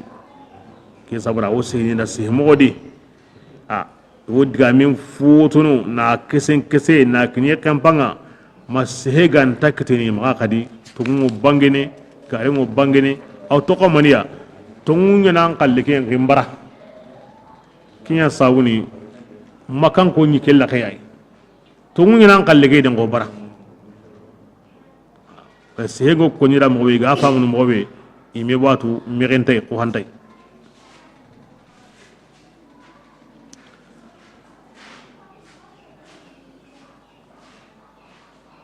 kebin ken no gondi aw alla bana na gon konni aw tuini taka honundi aw tuini taka ndendi aw tuini sharia dabari yendi aw tuini anda gamu alla mbatendi aywa aw qissanu ngon konni keme be ga dangi harun do yu matonun naga himmenu ga masa harun himbe ga kita aw kum masala noda kibe na koy nandi wahay majjo pe alla farenga kitabe yang kay majjo pe alla farenga hari na go majjo pay aw lagara ko tam bi ko noda wundi moko tugarum moko awi su walangalana ni dallun ko na mogon ko na qur'anta ko ni ada mara men yimi ampare mara mago kota ngadi nuye ngadi aw kunya ga konni wanda ibrahima hay kota nda kita nuye nda kita are mu be gani andi bu nyumundo qifarunga aw kum mo konni kota be gari kita nuye be gari kita kebirenga awtin allah fare hingo ke mo gari tokki do kumbate ira kota be wutu anyang kotiya anna suutu be sukalle banin suga tuiti sabare beya anna suka humame ibra Allah gara ko tam mo ngorni na yago koda a awsren kanundi kebrenga kem pagatinga samuye dun konu mo be gani maga illa danu ari diga mo kyo gemme kenta batini kenta batini kyo yigene kenta yigene aro ken so ka hamante ngorni hakarande nyime watu nanti tongu nyime hakarande golle tike ona sharia nyime buno na islama buno hakarante ta kabake dabarni kebirenga ado wasu tami worni nanti kunyi kitabe qaso ni nan qaso ke men koni nan qaso an bunyumundo kifarunda kuko nan qaso kebira ku digan qaso tami qara akhira to kudi aw kunya kan kono da kan suratul an'am ibn abbas di ayan kawronya di makkah asu yang kadome agani yang kana aw billahi qoroyinga tanyere wunun malika kunyan kada bate isu wallaghar qasana ti subhanallahi kunninga isu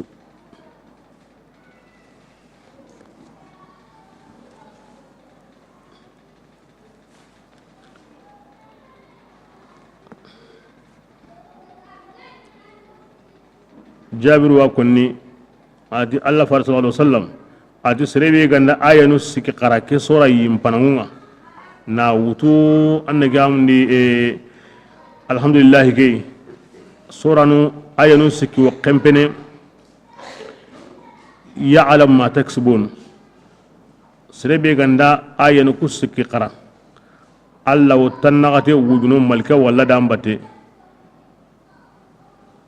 i mego bati be nyana iwo kemme sahana anken kana kontundi na wuta qara kota nga makata la qara kota malika ni wo yankana baka kambata nyerundindi gumanyu go wa maga miren gumanyeni ibuli saganda la murina nguche wochendi su mina hobure waran no gondi su malika ke wala tondini na sampatike ngumaya tanyere wujunu tanyere hijabu worna aro menaga la gara ko tanga nekini alla wotini ki ayunu siki qarangananda terin sirahundi sirahun tallenki minke sirahu anna nyige arjanna ngi tiremenga anna kawsara jimmini anna nyanki jimulle ligenga tongu anke ninge komenye ngana kamanga aya nuski iwa qarna tatumu raka'atal fajr mpalle kata amla soban salli na wakati lo golle nga wureni an pakren na togadi nan naganen sitida bate ko sirenga ndak koni alla ko mun ko wakati lo ne jate ma kono haranga ndakara tabane awose nga jaten kani na honko nan sagai na ko nan sagai aw hijabun baka siren sondomenga mbale na hakon diko gesini hariti akara tabane nga golle be galli alla raka gollundi kingen gollen poddu mantenga haraga magabo ya wotani anna kharage hakaya o taswan nanya isu tok ndeyome parce que game yuwan ko kensudi da sireni hakara to adi kisiyen sabunga benni de ngana himiye muwadi alla fason ta ko ren am se ko nyadi alhamdulillah alladhi khalaqa as-samawati wal arda waja'ala adh-dhulumati wan nura ثم الذين كفروا بربهم يعدلون هو الذي خلقكم من طين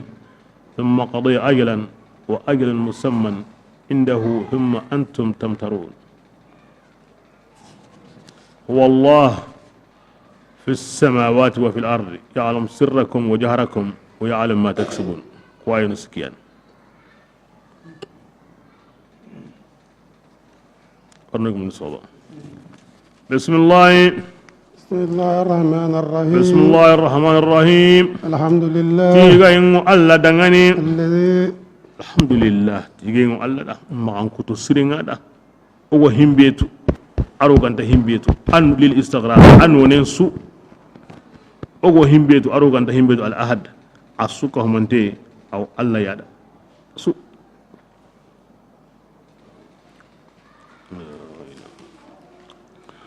bismillah الذي alla ni koy ganda alla koni parce que ona maka gonni alla ni koy alla ni kamanin yayi خلق السماوات atagandi kamununga والأرض adu munyenga aywa kina alla alla ni koy imbe gara kamunun yentaka makange ngatu lata mataga uzza mataga manatu mataga hubal mataga akulle ngada watu gara kamunun yentaka kina alla bismillah وجعل الظلمات agara kamu agara bitentaga والنور al qurayentaga ثم ala kinya tonti allah iwatu hilla kafanu ngatu kiko tanga boru nu be gayma ima qurayentaga ba bitentaga qurayentaga ndana aru bitentaga ndana ngodo kinya tonti allah bismillah ثم ade ka kesu hallede الذين yemmu benu كفروا iga kafira goti allah tanabati yenga يعدلون ina ibati ho buru ko nyorondi بربهم ti kamanga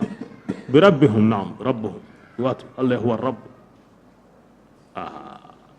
batu hoburu benu ga yima iga yibatu no kapa Allah ina kunno Allah nyironni yanga kunno hoburu yanga no isa bismillah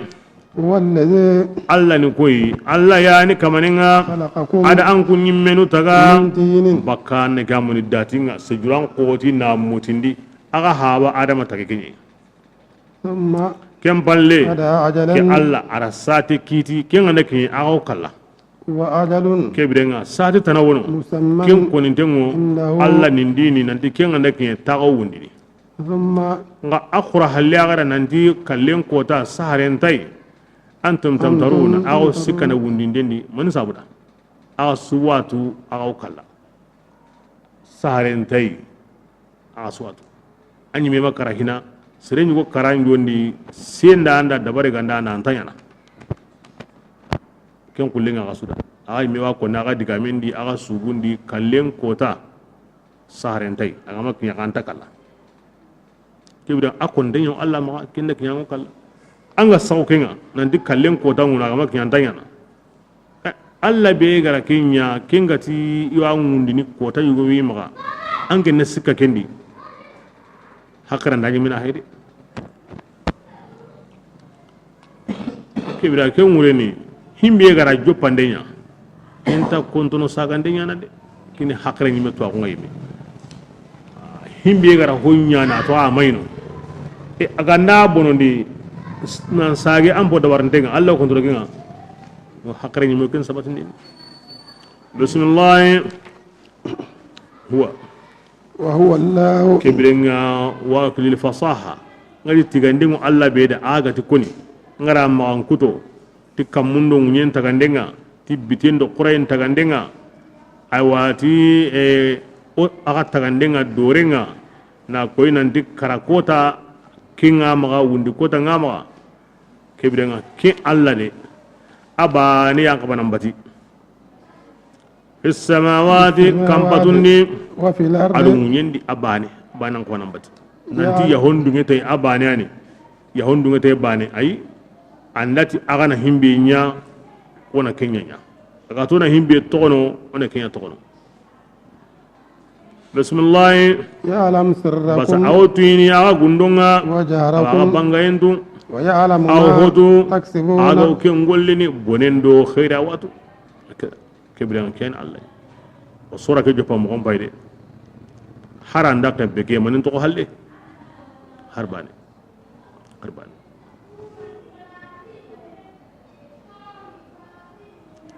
subhanallah qur'an kam pantai bismillah وما تاتيهم ko ndarni makkan ko nga من gilli آية aya o ayaya من آيات ربهم maga agilli kama ayanunga إلا maganda كانوا makkan ko nga ballanu ya عنها baka ken qur'ana aya suga nariya ini taten ko ye o ndari ini taten ko ini فقد كذبوا kina koyo ya kanan di jasre burunya ni ja kanun ko tunyani abadi makkan ko ngarangudu بالحق ti aw qur'ana ide لما qur'ana to bil haqq qur'ana to bil haqq birambe جاءهم qur'ana gariya فسوف kam woni يأتيهم أنباء ما fasoba ngati wajibi yatihim amba uma hon kibarun wurniya كانوا makan ko nganya iga ngine tikinga fasofa yatihim amba uma kanu bi yasadu fasofa litanfis wajibi makan ko qur'ana ga na digame be ko iga ngine na kem pay diganduroi na hay turndanganne Allah ti dunan ta gilla bada asu qur'ana asu qur'ana akanya kem mogodi aw kem mogodi qur'ana ga ho konni kiyo kundu kaba konta hingani kiyo kundu kaba konta hingani lengi lengana kamo hakran denga atunu nanti jaja tunyen dere e armar mun kata ke da warne gani Allah ka ya fasofa yatihum anba'u ma kanu yasadu ayan ga benyo qur'ana di himbe ga ko ni nanti ko konin to be ga na ko tanga ga usuru kaba kono anga wa ko nan payni turunte khawye lagala toy asurna qur'an wa harsa atallan qur'ana da ya harsa بسم الله ألم يروا yalli aywa makangu nyagen dawa كم aw damma be أهلكنا o gara kem palaki من gilli قبلهم jaman dun kono dangin dunga kame sine be ga dangi o gari halaki من قرن ikunta ken to min مكناهم qablihum gilli makangu kane مكناهم oda aywa ho halakin duk من قرن gilli jamane dun kono makkannahum oda aywa kun qarne dangindo jaman dun kono dangindo gora kum ma hagunni في الأرض nyekedi si sembe nga ada yurubayenga ما abe لم o نمكن makemme yurubayenya lakum. an kum makan ko de kebirenga annan kabaran kanu ken ngura de alla gara kebe kini ho dangindo nga yurubayenga sembe nga dunam pinga an ku kemme makina ayde alla iga bara alla be ken alla bane yani idi sembe iga bara haru bera kunda alla faren bakade kebirenga kakanu de semben tan kunya di aga haren yang kora dini haren wasun ke Allah bani ya Allah ke kunnin Qur'an de wat awen ke wabin de yen hanka be gawi di kimmen takadi an kum paren yang kora ikum paren ibir ara kundi hangam palaki I haren taga haren baka kendi an kunnuga ara ga hare kore ke bismillah وأرسلنا السماء o goda kamme nji ora kenki عليهم ikamma مدرارا na gabondi gannin ko an kum maka ira kamme wurni ira kamme tar ko wadi sembe ngidi sembe ni men mani hina kamme ji o ja'alna lanhara ugra wara la kunya aw wurunu من تحتهم iure ikanungure itenungure maka ira ka jingwere antayre arban tagama فأهلكناهم ma kendi mo osude iga sigo kanori halaki de ti بذنوبهم junubunga koni ira harun garan kutu وأنشأنا قرنا o man no kunduro to de ora jaman dun ko no sendi Min ba'di- kungani hotananu ya آخرين kungani hotana na kungari halle ora ke dabari kiba konta ko to Allah ma de idi sembi ori bugono na hotana wari batendi ولو نزلنا كتابا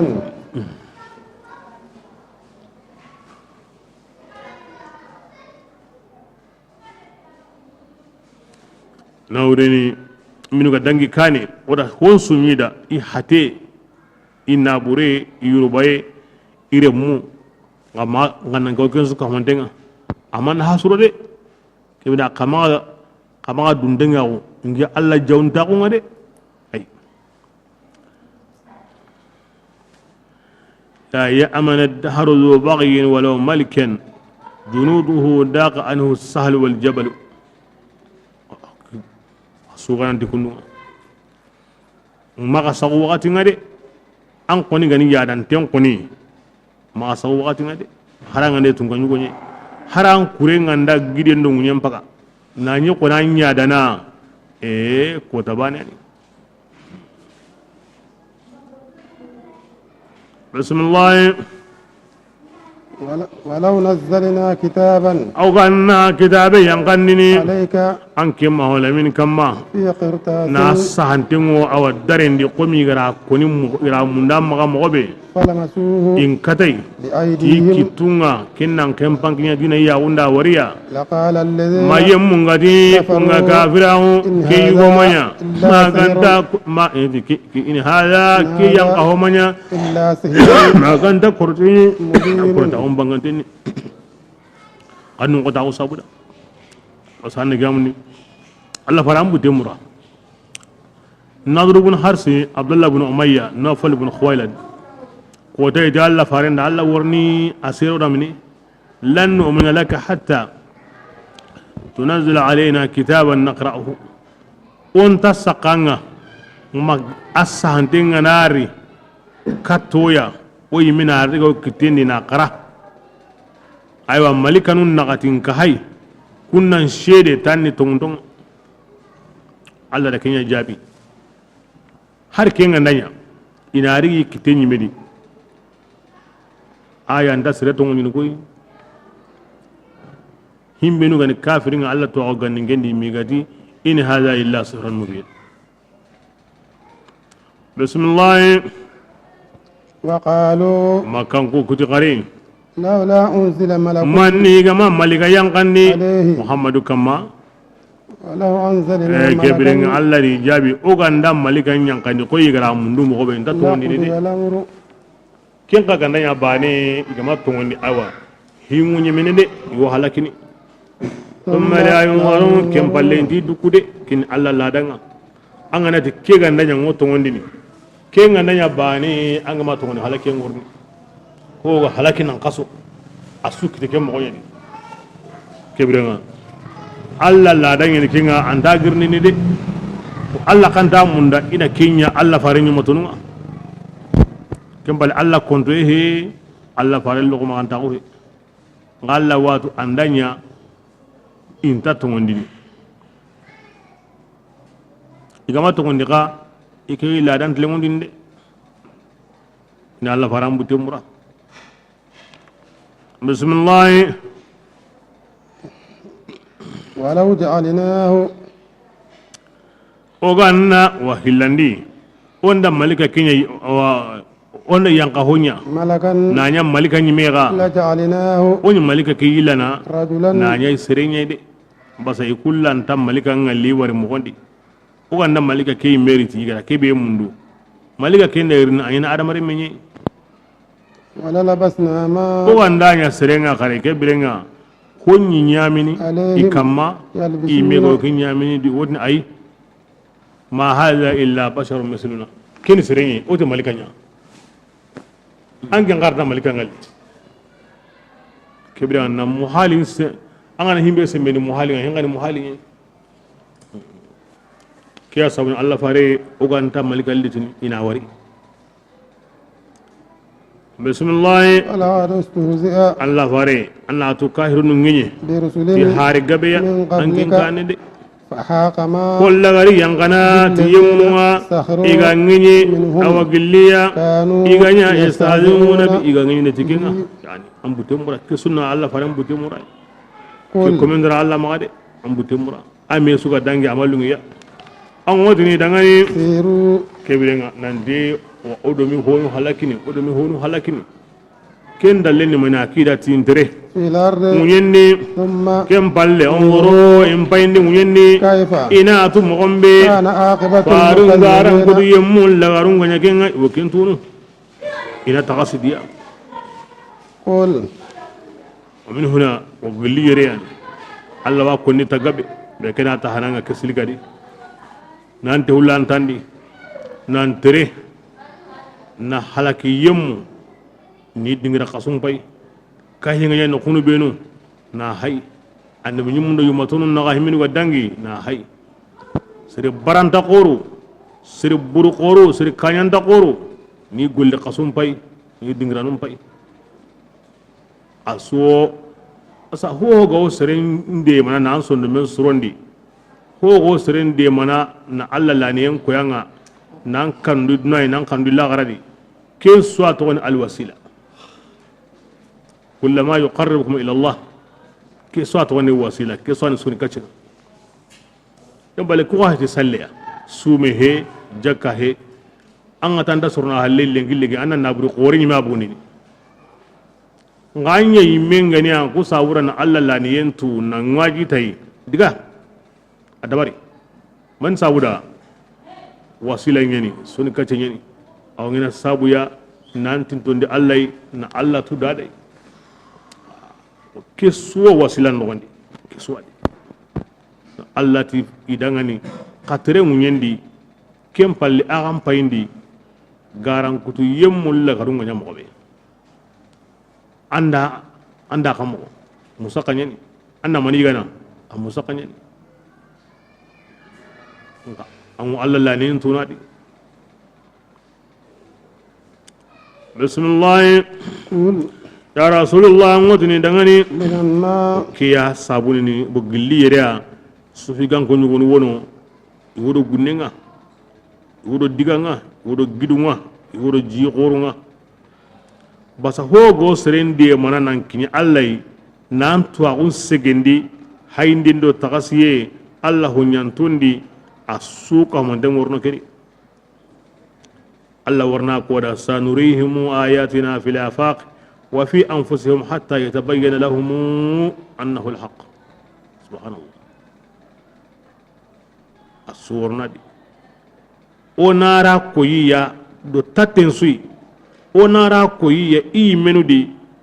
maga bange idangani nanti hingani himbe ime de Allah yani honsu kebida tatensu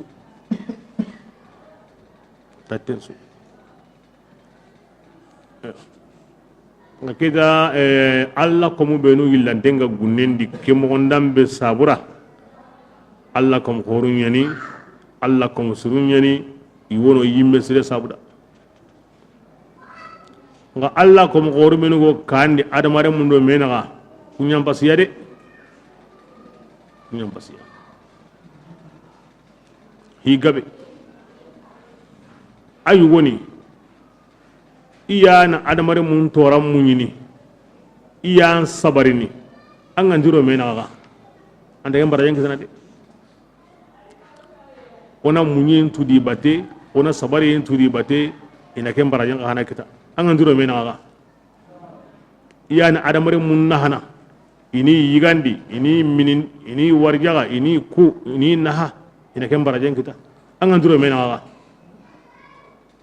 kebiren ona suran taun tudi bate oni sere igollu mendi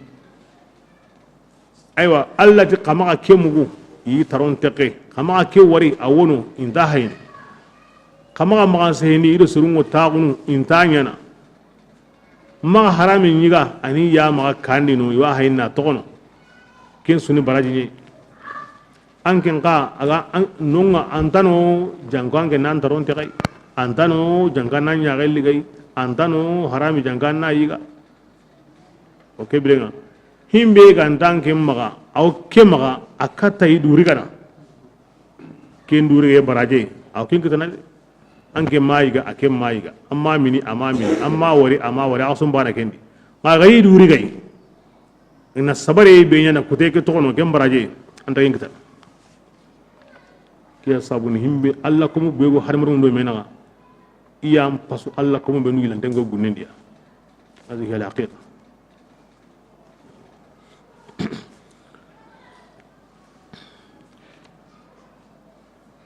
bismillah قل يا رسول الله يانجن نندي لمن ما غاتر ني مكة هن كودا كو هوني هونغا في السماوات himɓega kammunundi والأرض aɗo himɓega muñendi ko honi de igama jabu kanda قل keɓe an wotini da lillah allah yakalleni itirni oto jabu tan dakenga koy kammundo muñe himɓega wari ko honi igama jabu kanda kedati allah honi bismillah كتب kebire الرحمن allah be hogani kammundo muñen ponga ki allah da kiti du kamma nanti iwo hinnene ke allah koni kammundo muñe ko honi itirndi igama jabi ti allah in allah be hogani kammundo muñe nga ay mera wajibi ndi du kamma surontakuya nanti hinne iwo hinnene taga honunga iwo mogomogono ida kebire nga a hungumen koni yadana de hungume ani du qorondina nya hona suya an ga madu ngin kallen himi ngalu ne kenya nyana kimti Allah jukuma ati Allah faare tirni kamundo ngeni ko hoy adi no ho igama jabu kanda akidati Allah honi wa Allah be ho gani de ay mira wajibi ndi du kamma ti wo hinne ne taga hono kibirangen taga ho gwansa an kingana ta anda hinne amma Allah jukun sere manda hoy wonne kita kinda nya dandi aran qoronda ndu maga aran kawanda ndu maga amma Allah jukun sere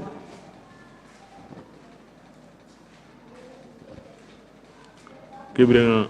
nanti Allah da hinne ngari du kama fason ta kunyeni kiyani sunna dun kono etiqadinga amma al mu'tazila kunti Allah mpinne taga honu nga tikeni wajibi ni aha tikeni wajibi ni timani sabura alla gamanya hinna nanga anyana nyunki kandingi kebirenga tikeni naga senye ti naga senni muharin alla hakendi gunda fam kemodi hoy go wajibi alla kamaga wazalika ainu naqs la kiyen naga senyi me naga senga nda naga se beriti kebirenga on ta ken ko ne kari naga se be gara riti ona kenya bakano aya man mi wa ko ni fa'alun lima yurid ahkamul hakimin wal qadiru ala kulli shay wal qahiru fawqakum wala yakhafu uqbaha lakin suna man ko ni on ta wajibi ni kama isron ta ni gara ke da bari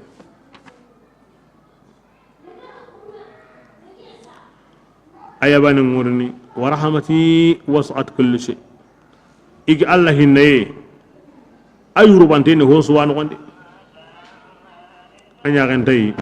a hinne ni dunadi ana kutanun dugu ana kafirinun dugu yo kamana kuta iwa kosenyana awi sahandini awi kunu awi sagunyani da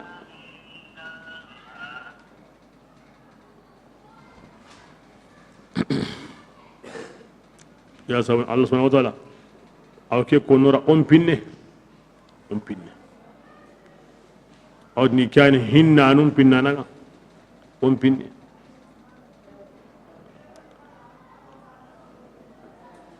hadi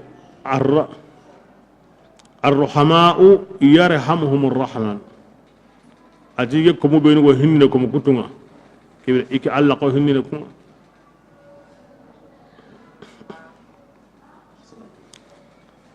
ya ko mun na binne me bismillah la yajma'annakum kinki Allah be gara hinne ngaridu kama ki Allah magara ka homa meya awalla gara ko tandi awana to sikanta awaken ko tandi de yemmu benu khasiru iga kasara yiminu ya kunyemmu la yu'minuna kunyanta to ndini makka suran golil ke Allah banna won ko yoy qur'ana ni to ngi wala min Allah faringi la gara ko tan worna sikanta di ngadi serebenu iga kasara yiminu ya kunta saqaide in kasari ngurenga in kasari lembenga in kasari kanga in kasari debenga nganga kasara nyimega kahirin yang kasara ime lagara kodanga be lagara koda kahirin mahar ime kita jango akabe go arjanna kin daiman Allah gana ko nawdi i perdi ime di am perda nyime de kille makni kabe ga tagana arjanna pour la aynu ngono khirmandanu ngono lemunu